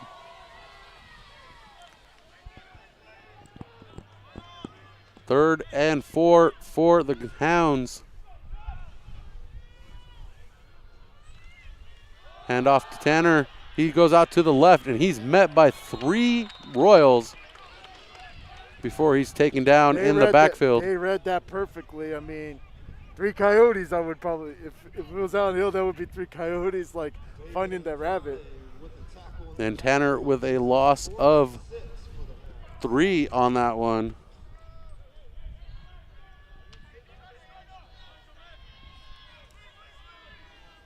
Fourth and 6, they're going for it. I would imagine Ball's at the 34. I would imagine quarterback draw here. We'll see. Rolls out again and overthrows his intended target. Does Muscardi. And Jonte Jackson to the intended receiver. And that results in a turnover on down going to the Royals. And again, like as we mentioned earlier, we have yet to see Mission Prep's punt team. They've scored on every offensive possession. We'll see if that success continues out here. First and 10 for the Royals from the 33-yard line.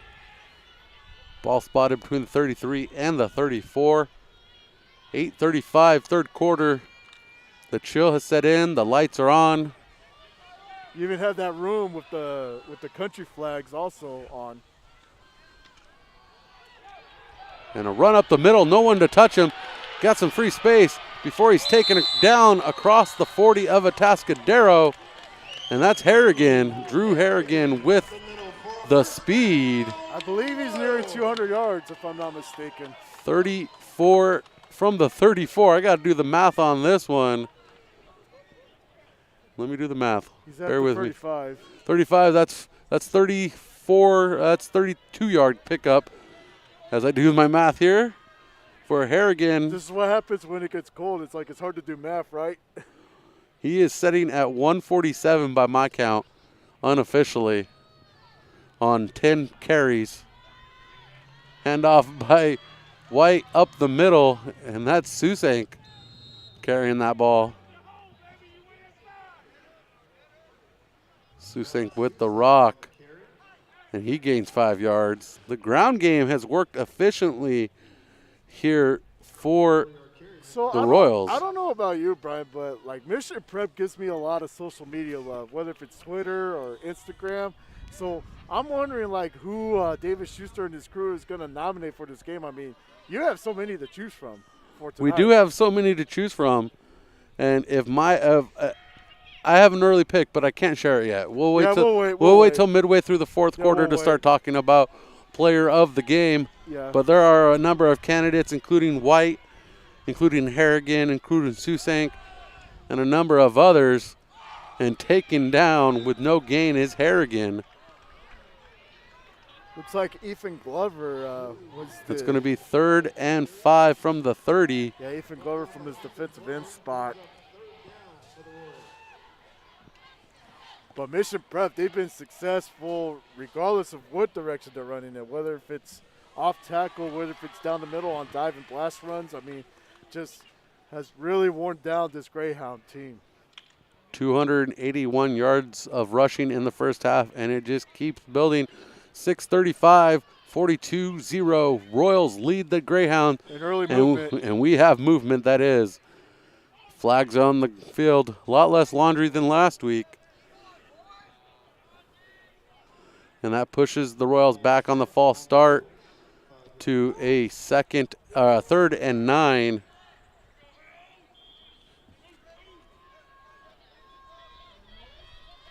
So got an update from our colleague Joe Bailey at the Ceremony of Times. The Knights leading 14-0. Actually, it looks like it's 21-0. St. Joseph ahead of Aurora Grande. Hand off to Susank. He scoots out the right side down the line, and he gets pushed out of bounds. But the clock continues to run, and he's going to be short of the first down. It's going to be a 3rd and 1.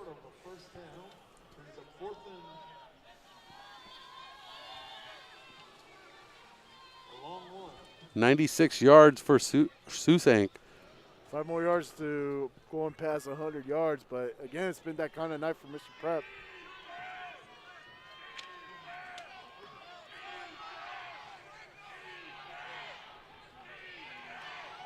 The handoff up the middle, and Susank pushing forward. It's really a pick your poison when it comes to the Mission Prep running game.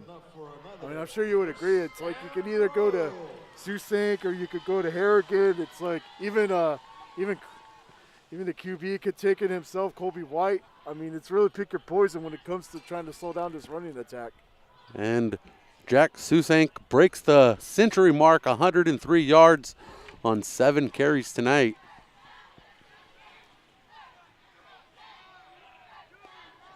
White under center, takes the snap, turns around with the handoff to Harrigan, and Harrigan finds the end zone.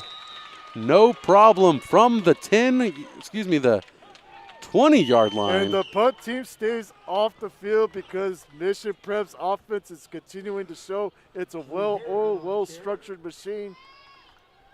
Now on the verge of 49 points for 3 quarters.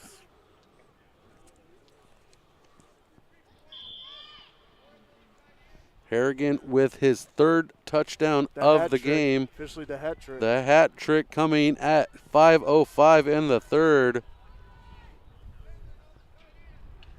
20-yard rush for number 21, Drew Harrigan.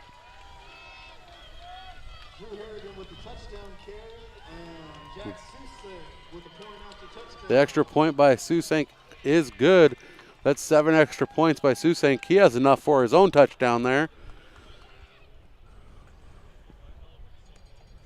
Though he's already found the end zone. So. Yeah, he's found the end zone plenty of times. Yes. He doesn't need he's doing all the cleanup work tonight. It's like a closer in baseball, so to speak.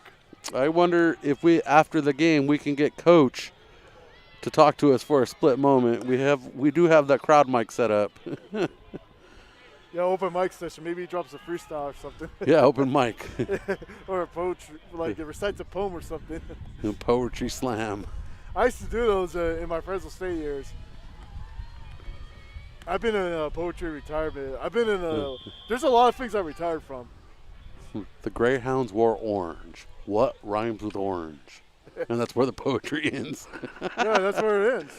Well, if you're trying to go 14, 15, 16, it's like you can't even, don't know what rhymes with any of that. And here comes the kickoff by Jack Susank. Back to receive is Jonte Jackson and Connor. Big kick. Or Cole Tanner, that is. And that one's a touchback out of out of the back of the end zone. It's going to be 1st and 10 from the 20 for the Greyhounds as they look to get some more offense going. The last drive showed production as they moved into the Royals territory, but drive stalled out at the 33-yard line. Yeah, they went for it on, I believe it was a 4th and 7, and fortunately drive stalled. We'll see what kind of success they have this time around. Longest drive of the night. It was a 47-yard drive starting at the 20 because it was a touchback on the opening kickoff. Yeah, there you see Dave Schuster. He's really yucking it up on the sidelines with the nice little side hug. We're going to see the emotions of the coaches get less intense and more celebratory as the run up the middle by the Hounds comes up short of the first down. And Cole Tanner on that carry. He's going to gain 8 yards. Well, they give him 7. The officials did on the ground. So here's a question, Brian. I mean, we did get the question earlier about is Mission Prep the new Slow County powerhouse? Where would we rank David Schuster in terms of coaches in this area? I think for sure he has to be top 5. 2nd and 3 for the Greyhounds. I'll answer that in a second as we have another handoff. Yeah. And swallowed up in the middle by Susank is Tanner. And that brings up 3rd and 3. Now, where would he rank as in, if we up-and-coming coaches on the Central Coast, I would say he's the premier coach. I agree. Because we have a lot of new coaches. Pioneer Valley has a new coach. Cabrillo has a new coach, and we haven't seen them on the field yet. So it's hard to say. Although with Cabrillo, I mean, it's interesting because it's actually a coaching veteran who has experience at the Division I level, Yes. Eddie Gallardo, but he's giving high school a try. And then with John Beck, who you mentioned, the new guy at Pioneer Valley, he came all the way from Inland Empire powerhouse, also state powerhouse, Centennial High, and he's trying to build Pioneer Valley in that mold, in that Centennial Husky mold. And we have a quick timeout on the field. But yeah, you also got Pepe Villasenor. He kind of rubs me about how I pronounce his last name, but he got off and running the last 2 years. And, he's also coming over from St. Bonaventure, and this was during the time when St. Bonnie was like the face of Ventura County football. Well, we have a coach here that has turned an 8-man program into a competitive 11-man program. And one thing about St. Joe, they've always been moderately competitive, no matter who the coach is, with upswings based on who the coach is. But I mean, it's a deep. And Villasenor is a great coach. Yeah. It's a deep lineup of outstanding coaches that we have in this area. I mean, you could go all the way down to San Ynez, Santa Barbara area, as far north as Slow County as well. Cole Tanner stuffed behind the line of scrimmage for a loss of 1. Just met by a swarm of killer bees. Owen Harrison on that one. And it's 4th and 4 now as Tanner loses a yard. Yeah, just a tremendous job of what a lot of these coaches have done, especially now when, operating through truncated season, COVID-19 protocols. A bad snap, but able to recover. This punt is not a good one as it takes a Greyhound bounce for 2 bounces. It barely goes past second base as well. You still got the diamonds out here. That's a ground out to shallow right field. But tremendous field possession for Mission Prep, and again, we've yet to see a single punt from them. They're going to take the ball at the 44-yard line of the Greyhounds, following the Greyhound punt from the 27. And we want to shout out in the chat, Mr. John Fleming. He wants to give a shout out to the Mission Prep offensive line, big freshman center Gabe Rodriguez. That's another name that we should definitely mention among the freshman group. He's definitely had a dominant game. That whole offensive line in general. And we had a flag on that last play. The flag is in favor of the Greyhounds, it looks like. So the Royals are going to stay on defense. That first down is going to be enough for a first down for the Hounds. It's going to be 1st and 10 from the 42-yard line as the Hounds get a reprieve on offense here following a contact on the kicker. That was a late flag. John Tate Jackson in motion from left to right. 3 receivers on the right side. Shallow pass incomplete. Intended for the receiver, Isaiah Lucio. We got a helicopter flyover now. Lucio, his first intended reception of the night. As we become so popular, the fans have resorted to helicopters to watch our games here at Mission Prep. Or should I say the Royals have become so popular? Yeah. Because they can just listen to us online. And run out to the left side. Looks like John Tate Jackson was the recipient on the fly sweep play. And John Tate Jackson coming up short on that first down, but being taken down at midfield exactly in the 50, and it's going to be a third and 2 from the 3rd and 1 from the 50, a long one. As Jackson Kane's 9 on that one.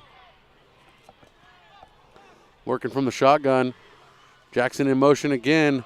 Hand off to Tanner. And Tanner is taken down by Mario Larrera. But enough for the first down. And that is a 3-yard pickup by Tanner. So only the second time, I believe, that this is where we've seen the Atascadero get past the M and into Royals territory. Working from midfield. Muscati, deep pass, nobody there to get it. Fortunately, he kind of rushed that throw from what I saw from my angle. As John Tate Jackson was chasing that down for the Greyhounds, but David Andrade was there in the coverage, chasing him heel and toe.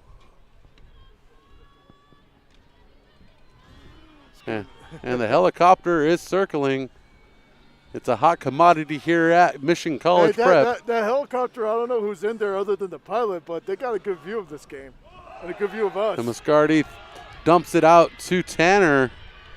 And that dump pass to the left side comes up for a couple yards. They give him 3 on that completed pass.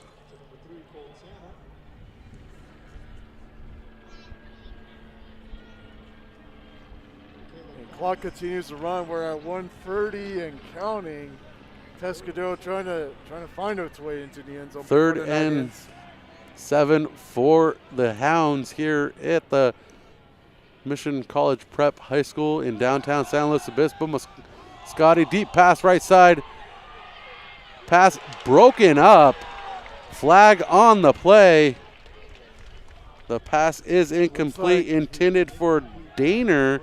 Daner slow to get up. Took a Max shot. Hanchett in on that breakup. We'll wait for the flag. But looks like for the first time tonight, Atascadero is finally going to get inside the red zone. We'll see what the call is. Talking it over with the white hat is the official. Pass interference on the defense. Well, first big miscue of the night for Mission Prep. And that's a 15-yard penalty in favor of the Greyhounds. First down from the 26-yard line. The 26-yard line, I was about to say. As the helicopter circles around one more time. 1:31 on the clock here in the third quarter. You can start seeing it. 49-0. And Tanner with the carry up the middle, and he is dragged to the turf. I was about to say you could sing helicopter over my head. Connor Lopez dragging Tanner to the turf.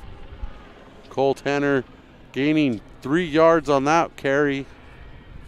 And less than a minute to go here in the third quarter. As Tanner with his 12th carry, 45 yards tonight. Looks like we got a timeout. We had a whistle. A whistle. Not sure what's going on. Looks like Okay. we're still under play. The snap from the shotgun rolling out. That pass complete. In the dump pass to the left side for a couple yards. Coming up with that is Lucio. And Mario Lorera reading that perfectly, even with the score being what it is. And, you know, maybe he might get pulled in the fourth quarter, but he's had a heck of a night. Only a freshman, too. Lucio with a Or sophomore, just a sophomore. 3-yard catch.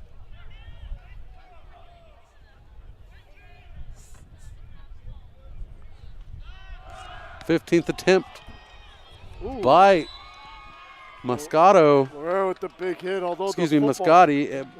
Yeah, and Lorera, like the ball bounced off of him too, but he also delivered the big hit. Mario Lorera on the coverage. And that one comes up incomplete. Brings up 4th and 4. Another 4th down. They've seen a number of them tonight. And the last time we saw them go for a fourth, they tried to roll out Moscardi. So we'll see if they do something similar here.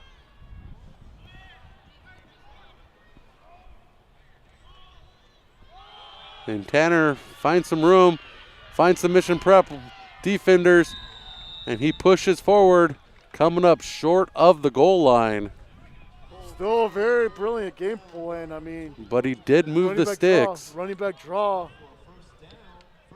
Maybe they might get into the end zone with 22 seconds left.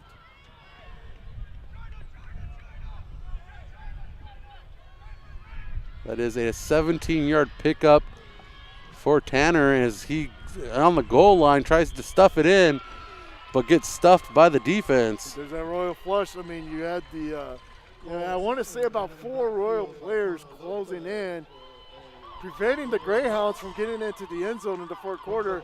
1 quarter left now. And final quarter of play coming right up.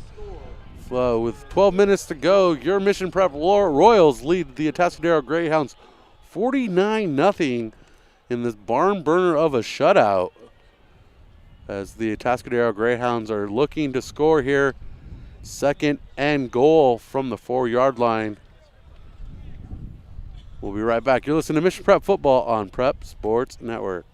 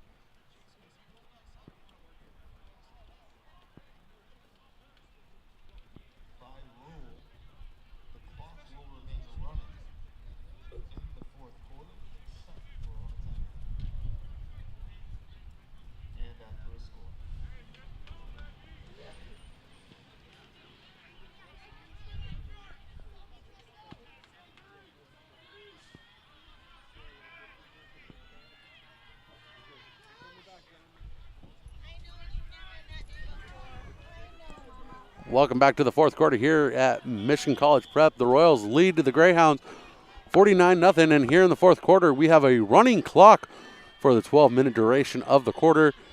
2nd and goal from the 4 as Moscati is trying to find the end zone for the Greyhounds, and they are stuffed once again in the backfield for a loss of 4.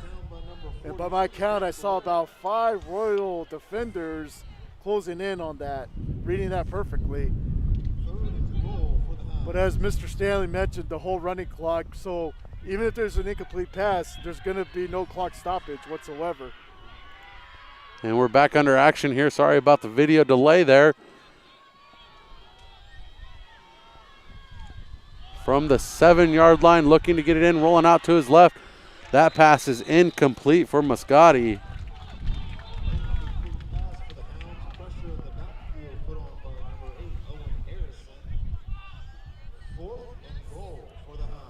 Fourth and goal once again for the Hounds. Moscati with 69 yards passing tonight. Still trying to find the end zone for the Greyhounds. He had 1 touchdown pass last week in their 21 points scored against the Eagles. No luck tonight. And 4 wide receivers. 2 on each side, man in motion. And trying to keep him out of the end zone. A diving And it looks like he's in. play for, I believe that was Tanner. Cole Tanner in that scrum of a play. There will be no shutout here in San Luis Obispo. Atascadero finally finding the way to the end zone with 10:28 left in this game. And a 7-yard pickup by Tanner puts the Greyhounds on the board. So I'm beginning Here to wonder. in the fourth quarter. Now I know I can't speak for Vic Cooper, but I'm beginning to wonder. Oh, we got a low kick.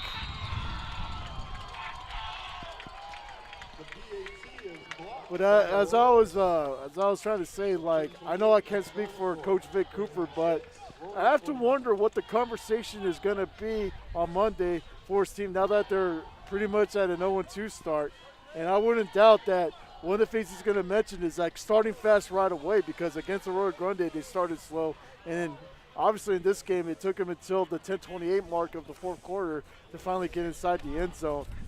Very, very rough night, very rough start in this shortened season, but you know he's always gonna build his team in the mold of Atascadero teams. Just that trench element, that physical element, not wavering, none of that. And the clock is supposed to be running right now, I thought. I thought so too. Well,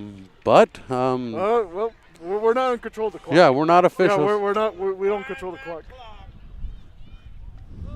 Yeah, now they're trying to signal, trying to get the clock. The clock is supposed to be running. It's setting at 10:28.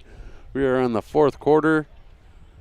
We still got a little bit of sun. You do got to follow the officials. Behind Van Hill. You do got to follow the officials' guidelines. You know, he Yeah. didn't say start the clock, so. Yeah, you also have to wonder too, like, who we'll see on Mission Prep side that we haven't seen throughout this game. Now that The only the second kickoff tonight for Atascadero. yeah, you know, opening game, and then right now here too.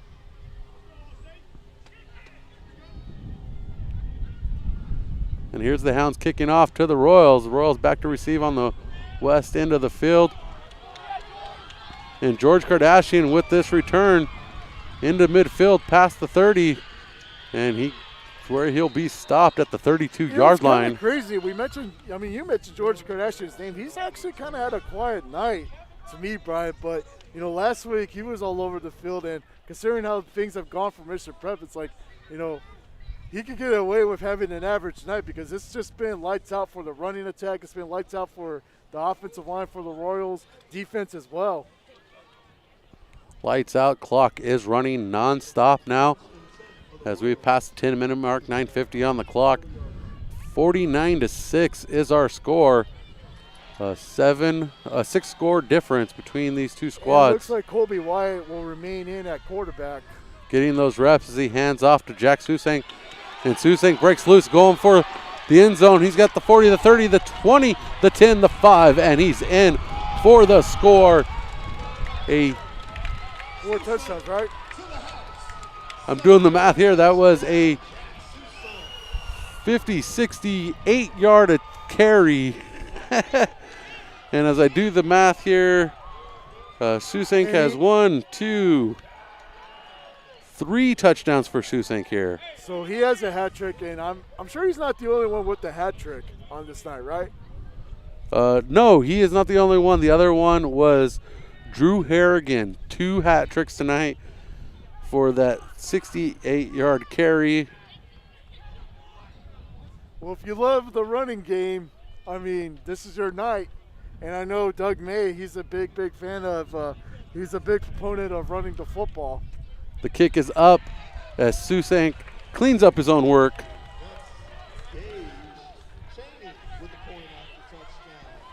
Oh, that was Cheney. They put Cheney in for the extra point this time. Caden Cheney getting some love on senior night.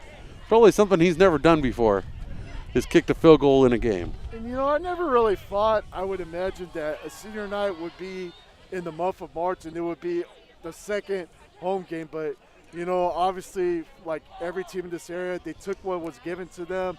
They settled for the shortened season, and it's great that the 2021 guys, especially on Mission Prep side, they're able to remember this game as a night that, I mean, they put up 50 points, and they saw like 2 guys get the hat trick running the football. At 9:27 on the clock. So the clock stops for touchdowns as they prepare for the extra point, because there's a minute or so would run off. Right. You know, you'd lose a lot of time.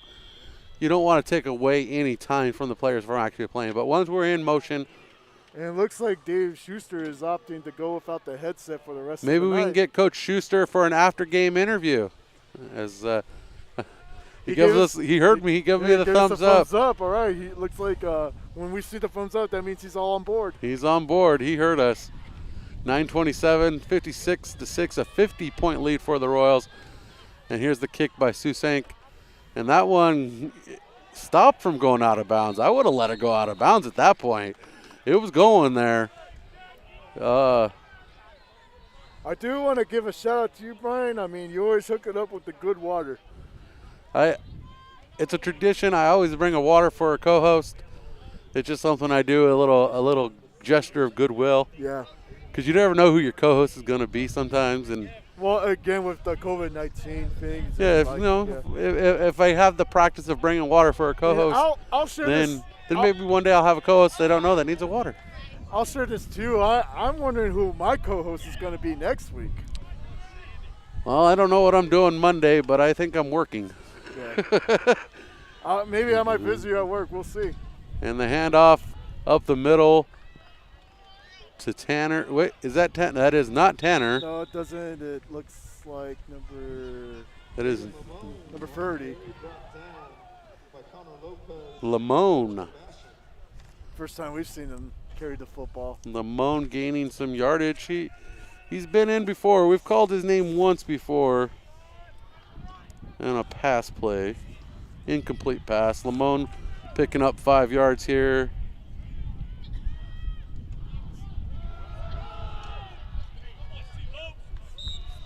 Looks like a trio of Royals. I mean, it's been that theme throughout the whole night. You're seeing at least 3, sometimes 4 Royal defenders. And Tanner collecting a few yards as Lopez leads the charge to stop the play. You know, something we don't often talk about, Brian, is like the high level of discipline that was shown on Mission Prep side. I mean, the only mistake I can think of is that pass interference call. But other than that, it's like, you know, you see, it's like almost, I thought that was a fumble right there. But, you know, offensive linemen, they're opening up running lanes. You know, defenders, you got 3, sometimes 4 hats to the football. And that stop by Mario Larrera brings up 4th and 3 for the Greyhounds. And Mission Prep, they've done an outstanding job taking care of the football. You know, last week, as you remember, they had an inability of taking care of the football, but fortunately, Napomo also had issues with coughing up the football. Just over 100 yards of offense last week and well over 300 tonight. And that bad snap goes back to the goal line, but gets off. A nice punt, too. Nice punt out to the midfield. Nice punt. And it's going to be Mission Prep ball at the Atascadero Greyhounds 47-yard line. Not a bad recovery after a bad snap. You know, before the night ends, I want to say big thanks to everybody who has gotten a chance to get onto the chat board. Thank you for keeping it clean as well. Running clock here in the 4th quarter, by the way, 6:20 on the clock. And, you know, we also want to thank everybody who did tune in on this night. I know from what we understood, there's a lot of watch parties for this game. And, of course, we have our viewers out of state as well. Yes, appreciate Charles Summer for tuning in. He's our technical advisor, letting us know of any glitches we may have from a distance. So we do appreciate that as well. And plus, all our fans keeping us in touch. Up the middle, running it, finding a little bit of room is the Royals. We also got to give a big shout out to our camera guy, Thomas, as well. I mean, he, like, last week, this week, like, he's been on point with the camera work. And Jackson Eris on that carry. And Eris picking up 6 yards. 5:27 as the clock continues to run here. And I would imagine at this point, Mission Prep is going to continue to ride the run game, just try to milk as much clock. I mean, just go back home with 2-0, and maybe we'll see what happens on Wednesday. And Colby White is going to conclude this game for the Royals, it looks like, as he hands it off up the middle. And not much of a gain there for Caden Elmerick. And Elmerick gaining 2 yards. The only thing I can think of moving forward for Mission Prep following this game is, and I'm sure this is going to be a conversation among the offensive coaches, I should say, really start developing the air attack. I mean, obviously the running game has worked to near perfection the first 2 weeks, more so like tonight, but I'm sure moving forward, like, there's going to be that one opponent that's going to finally find a way to key up on that running attack. So I wouldn't doubt that they're going to try to put a big emphasis on throwing the football a little bit more with whatever's left. 3rd and 2, we have a flag as Eris. I don't know if it was early movement or. As Eris carries the ball for the Royals. Stopped at the line. Because so far this season, I mean, they've been really skilled at forcing turnovers. They play very fundamentally sound defense. Their running game's on point.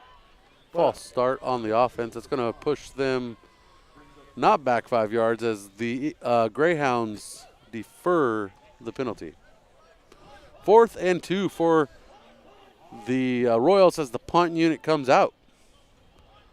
3:50 on the clock. Clock continues to run.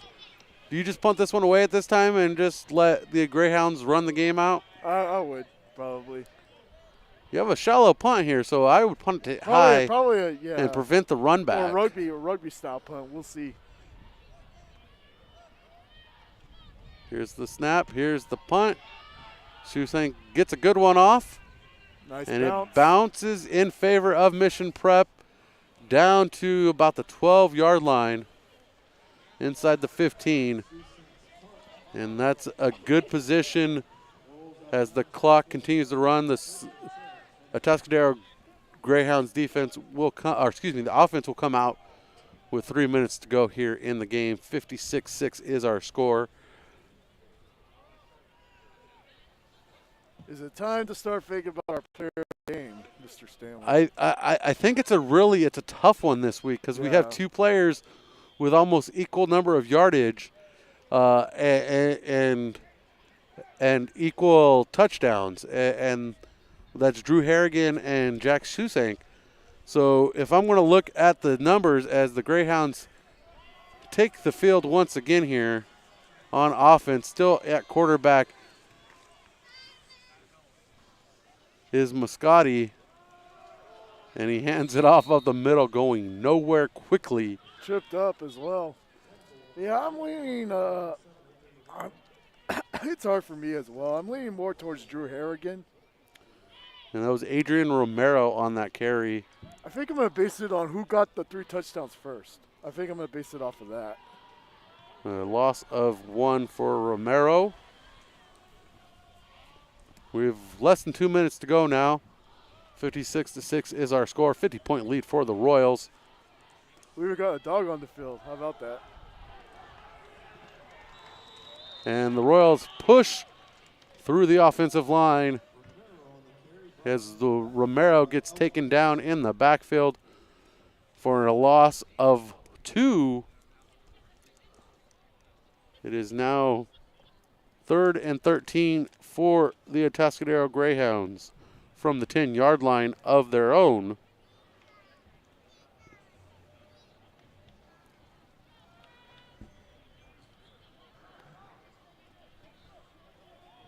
So 3rd and 13, and it's like trips.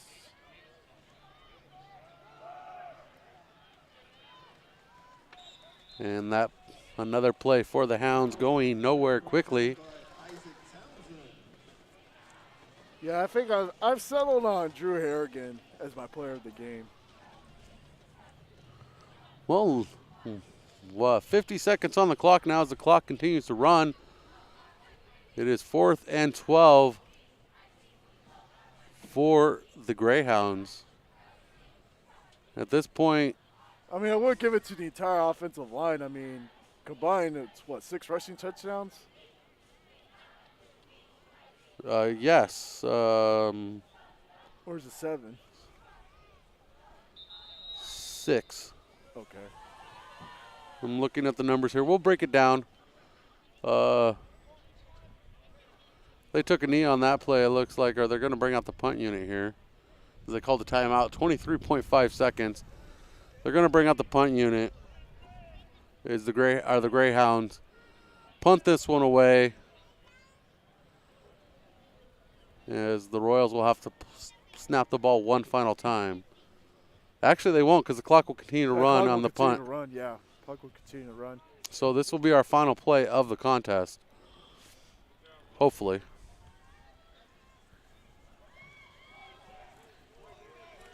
And let that punt roll. That punt goes across midfield. That one's a good punt as it rolls down the 50.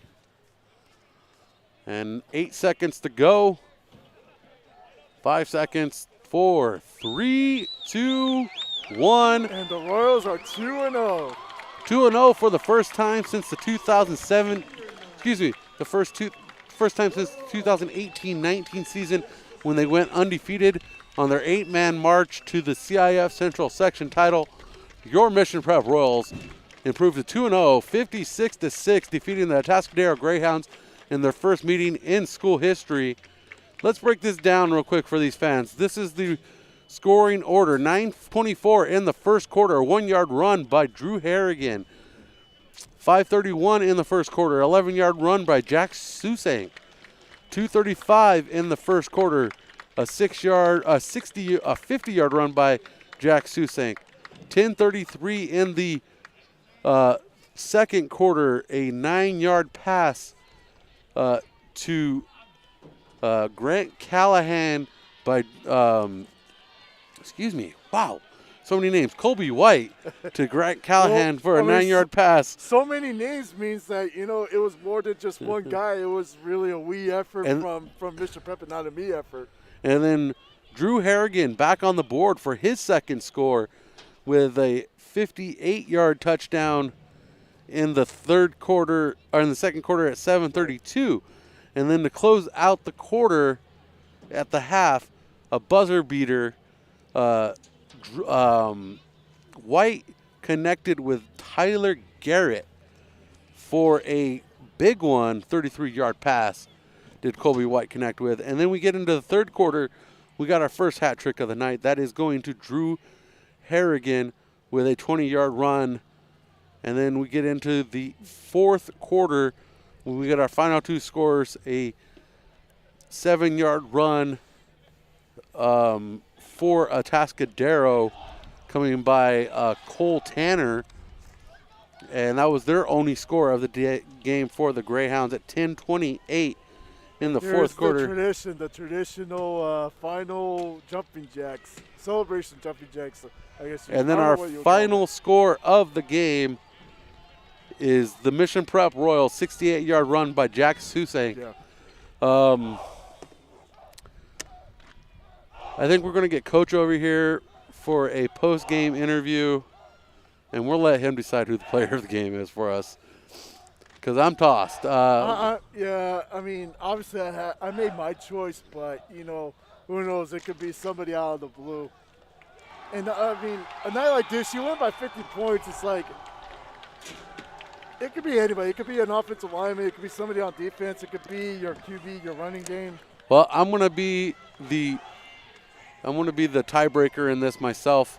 We're going to give it to Jack Susank, because he was perfect on his extra points. He had 8 extra points tonight. On top of that, he had some great punts, some great kickoffs. They almost got the onside kick because of him, and he's a junior. And Drew Harrigan is a freshman, and he has a few more years under his belt. And, I also want to shout out Caden Cheney over at Mission Prep, the only senior on the football roster who was honored on this night, and he walks away with a 56-6 victory. And I stand corrected. Jack Susank is 7 for 7 with Caden Cheney getting that eighth and final touchdown as Coach Schuster talks to the principal, Mike Susank. And Mike Susank has to be very, very happy with Jack Susank. Yes. Steak and lobster dinner tonight if I were his coach. It's Lent. I mean, it's Lent, so they're probably going to go for lobster. I was hoping to get Coach over here for a post-game interview, but he is headed to the locker room. We'd like to thank Thomas. We'll wrap things up here. Let's go over some unofficial numbers for your Royals before we get out of here. Oh, Coach remembered. He sees us. He's made the turn back. Unofficial numbers for your Royals tonight. Colby White finished with 27 yards rushing on 4 carries unofficially, and he finished with 89 yards passing on 7 attempts unofficially. Receiving for the Royals, Jack Susank had 2 receptions for 15 yards. Tyler Garrett had 2 receptions for 50 yards. Callahan had 2 receptions for 24 yards. Rushing the ball tonight, our leading rusher was Jack Susank with 171 yards on 8 carries. And Drew Harrigan had 168 yards on 12 carries. I think Susank would have had to average like over 20 yards a carry, if I'm not mistaken.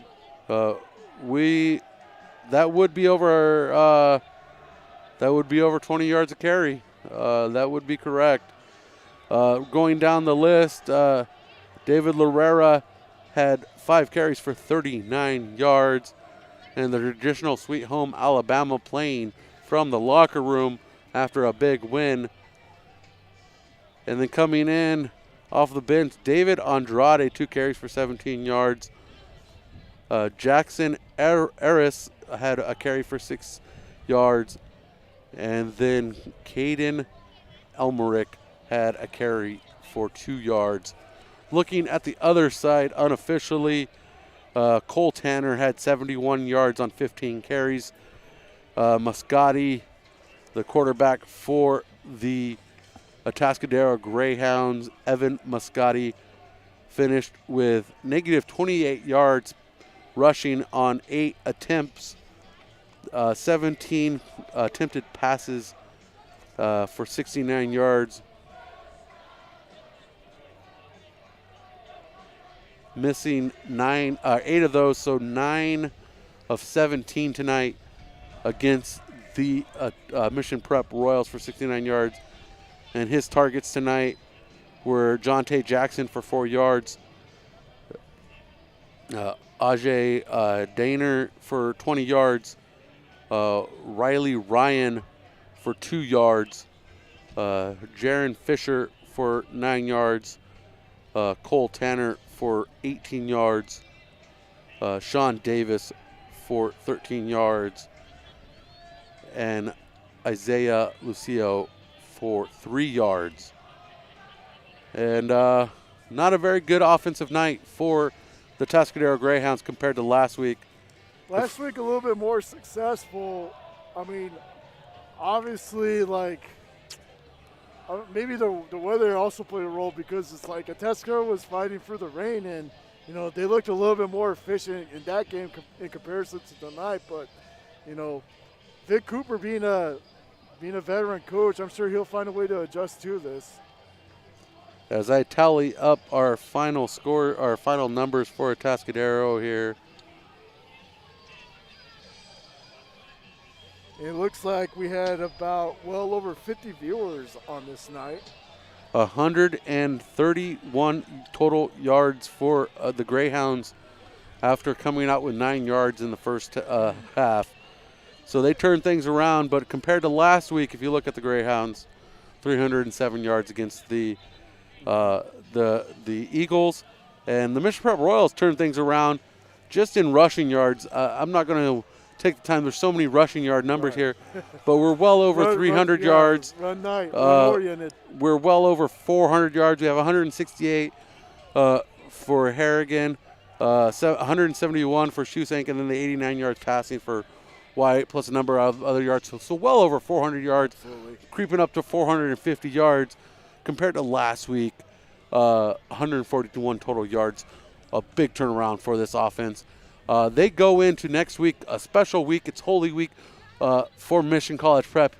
So they'll be playing on Wednesday, a rare Wednesday game. Well, it's an observance like next Thursday's Holy Thursday, and then, of course, Good Friday. So that's the reason why, if you're wondering why Mission Prep would want to schedule a Wednesday night game, there's your reasoning. Yes. Yeah, they have priorities, and football falls in line behind their faith, and I think that's only appropriate. You know, you go to church on Sunday and then you get to play football. Yeah, exactly. You know, yeah. This week for the Royals, they get to play football and then they get to go to church.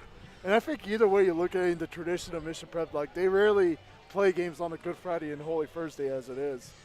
So the Mission Prep Royals improved to 2-0 for the first time since their undefeated 8-man season, beating the Atascadero Greyhounds 56-6, a 50-point win to improve to 2-0. The Greyhounds improved to 0-2 under head coach Vic Cooper. We'll be back under the lights next Wednesday, this coming Wednesday, just 5 days away here on Prep Sports Network, on Spreaker, on YouTube. However you found us, we do appreciate you tuning in tonight. For Chris Sylvester, David Schuster, Kevin Hitchin, my buddy Thomas over there. I continue to forget your last name, young man. Bowden. Thomas Bowden, our cameraman. My buddy Lorenzo Reyna helping us out. We hope to have you back next week. If you can't make it back because Stephen Hodges arrives, it was a pleasure having you, and I appreciate you filling in. You know, I appreciate you extending out the olive branch. I know we've done this before, but, you know, I accepted the olive branch, and, you know, I'm going to look back and say that I'm extremely grateful. I'm extremely grateful that I got a chance to not only see football returning to the 805, but, you know, I was a part of the broadcast crew with you, sir. Yeah, it was a great time. Coach is finally making his way over here as I have a mic set up here for him. I'm hoping we can just yell at him. So I'm going to play the role of Thomas, and I'm going to try to see if I can please help us out here. Coach, I have him. Coach is joining us right now.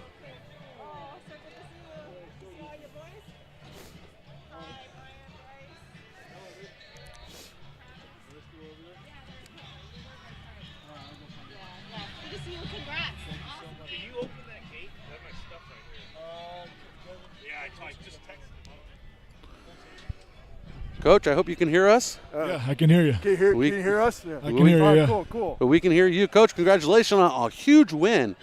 Yeah, we're obviously very excited. It was a big win for the community. You know, we had pretty fair amount of people here. It was also homecoming night for us too, and I think it was just kind of really a good. It felt like a return to normal life a little bit, honestly, and I'm deeply proud of this young group, man. They got energy and enthusiasm, and it's a mighty group of men that kind of almost like Gideon's 300, man. We don't have a lot of them, but they're pretty tough. Would you see the energy levels it picked up this week in comparison to last week? Because obviously last week there was the long layover. I'm wondering if a game would be played because of the COVID-19 protocols, but would you say there was more energy out of this group this time around? Honestly, it felt the same, if I'm being honest. I think everyone knew how good Napomo was and how tough they were going to be, and we felt like we had something really good on defense, and I got great respect for Tony Dodge. And we had great energy this week too. It's a historic night for us. We've never played them. We've never beaten Atascadero, and so this group right here just kind of committed this week that they wanted to be the first team to be able to say, hey, Mission Prep beat Atascadero at football. Yeah. And they had great energy all week, but it really felt the same. I think that's probably why I'm so excited about this group is they got natural energy on their own, but they're learning how to be consistent, and they're starting to get there. Coach, minus the halftime nonsense. Yeah, Coach, we've had a number of conversations about your team. This is a whole new look team. Colby White. You've been talking about he's gonna have that breakout moment, and I don't want to say tonight's that breakout moment, but we're getting close. And then we have breakout moments by Drew Harrigan tonight, and we have a breakout moment by Jack Susank on running the ball, well over 150 yards for each of those two guys. And then I didn't know that. Yeah, well, 3 touchdowns each. Two hat tricks, yeah. Each with 3 touchdowns. The numbers I have give you a unofficial tally of my numbers: 168 for Harrigan, 171 for Susank. Yeah, baby. And Susank averaged almost 20 yards a carry, over 20 yards a carry, and they each had 3 touchdowns. Yeah. So talk about those 3 guys and the impact they had tonight on leading the rest of the team in a fashion that you want them to. Yeah, I mean, starting with Colby, man, he does things in practice. He's been doing things with this team for a long time that nobody sees, and his breakout moments coming. He had a great night tonight. Right. And, we kind of pumped the brakes on some of the stuff that we were doing early. And he really just has a way about him, his understanding of the offense, his command of the offense, and the huddle. He's really going to be very special. Susank, Harrigan, those are 2 young men that obviously Susank's been a staple in this program for a while. Very, very proud of the way he's just developed. We made him a team captain for a reason. He's so well respected around the campus. And then Drew Harrigan, I think, is another young man that people are just going to have to really get used to hearing his name a lot. He's a pretty dynamic player, very, very tough young man, and again, just very proud of how they've developed. Caden Chaney earlier tonight was honored on what was senior night as well, and how emotional was that for you as a coach? Because he's, senior year, and it's like the season gets delayed till March. So how emotional was that to see him get honored?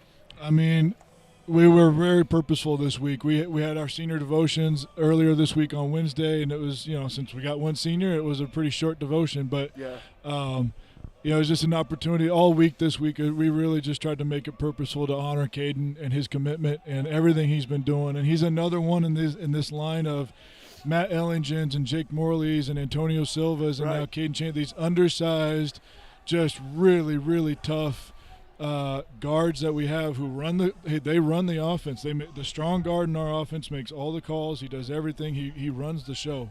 And every year we've had a great strong guard with him. He's also a team captain. Caden's kind of been that next guy. And I think Caden learned from some great guys before him, and now he's teaching. He's got a great opportunity to teach all these guys underneath him. And so I think Caden, if we have any success next year, I think it's going to be directly a result of Caden Chaney's leadership. And how energized are you about this freshman class? I mean, it looks like a pretty stacked class. Yeah, we're pretty excited, man. The sophomore class is loaded. R.J. Essman blocked tremendously tonight. Caleb Alalem, who's also a junior, but he did great. David Andrade, he's a young man that we feel like has got – no one's really going to be able to see what he can do athletically because he's got that club, but man, that kid is going to be something else. And, Colby's also a sophomore. There's a number of young men, Gabe Rodriguez at freshman, the Luera twins. There's just, there's a lot of young men in this program that we couldn't be more excited about. Coach, I appreciate you joining us for the post-game show. We were just about to wrap up when you arrived, so your timing couldn't be more perfect. In a great win, you're 2-0 for the first time since the 2018 undefeated season in 8-man. Yep. How do you prepare for next week against a Pioneer Valley team that hasn't seen any action? No action, and it's on a Wednesday, so we're going to have to get real creative about just body rehab and lots of stretching and really minimize impact this week and just try to get their bodies in a situation where they're going to be able to be proactive against Pioneer Valley. But, I have no idea what they run on offense or defense, and, it's going to be kind of an interesting deal. And we're also going to be without a couple of kids because we got our senior Kairos and Holy Thursday and Good Friday. So that's right, yeah. It's going to be a complicated week, and hopefully we can logistically manage that and find a way to overcome it. So. Finally, Coach, I'd like to congratulate you. Last week against the Titans was your 25th win of your career. So a milestone in itself in your 4-year career. I think he wants 100 or 200, right? But I just want to point that out to you. 25th career win here at Mission Prep. Tonight's your 26th, and hopefully next week will be your 27th. So Yeah. Wow. let's not count our chickens before they're hatched. But, Coach, I appreciate you joining us tonight. I'll let you go celebrate with your players. Awesome. some Thanks, more. guys. Hey, All right, God's thank favor. you. Thank you, Coach. Thank you. Thank you. God bless. And that was Coach David Schuster of the Mission Prep Royals, improving to 2-0 on this rare 2021 spring football season. And that will do it for us here at Mission College Prep. Our final score, 56-6, a 50-point win for the Mission Prep Royals. For Thomas Bowden, Chris Sylvester, David Schuster, Coach Hitchin, Kevin Hitchin, Lorenzo Reyna, I'm Brian Stanley, and Charles Summer. Can't forget Charles Summer Yes, back in yep. Wisconsin, and Stephen Hodges Yes. for helping us out as well. One final thought. Don't forget to call your mother and tell her you love her. Have a good night.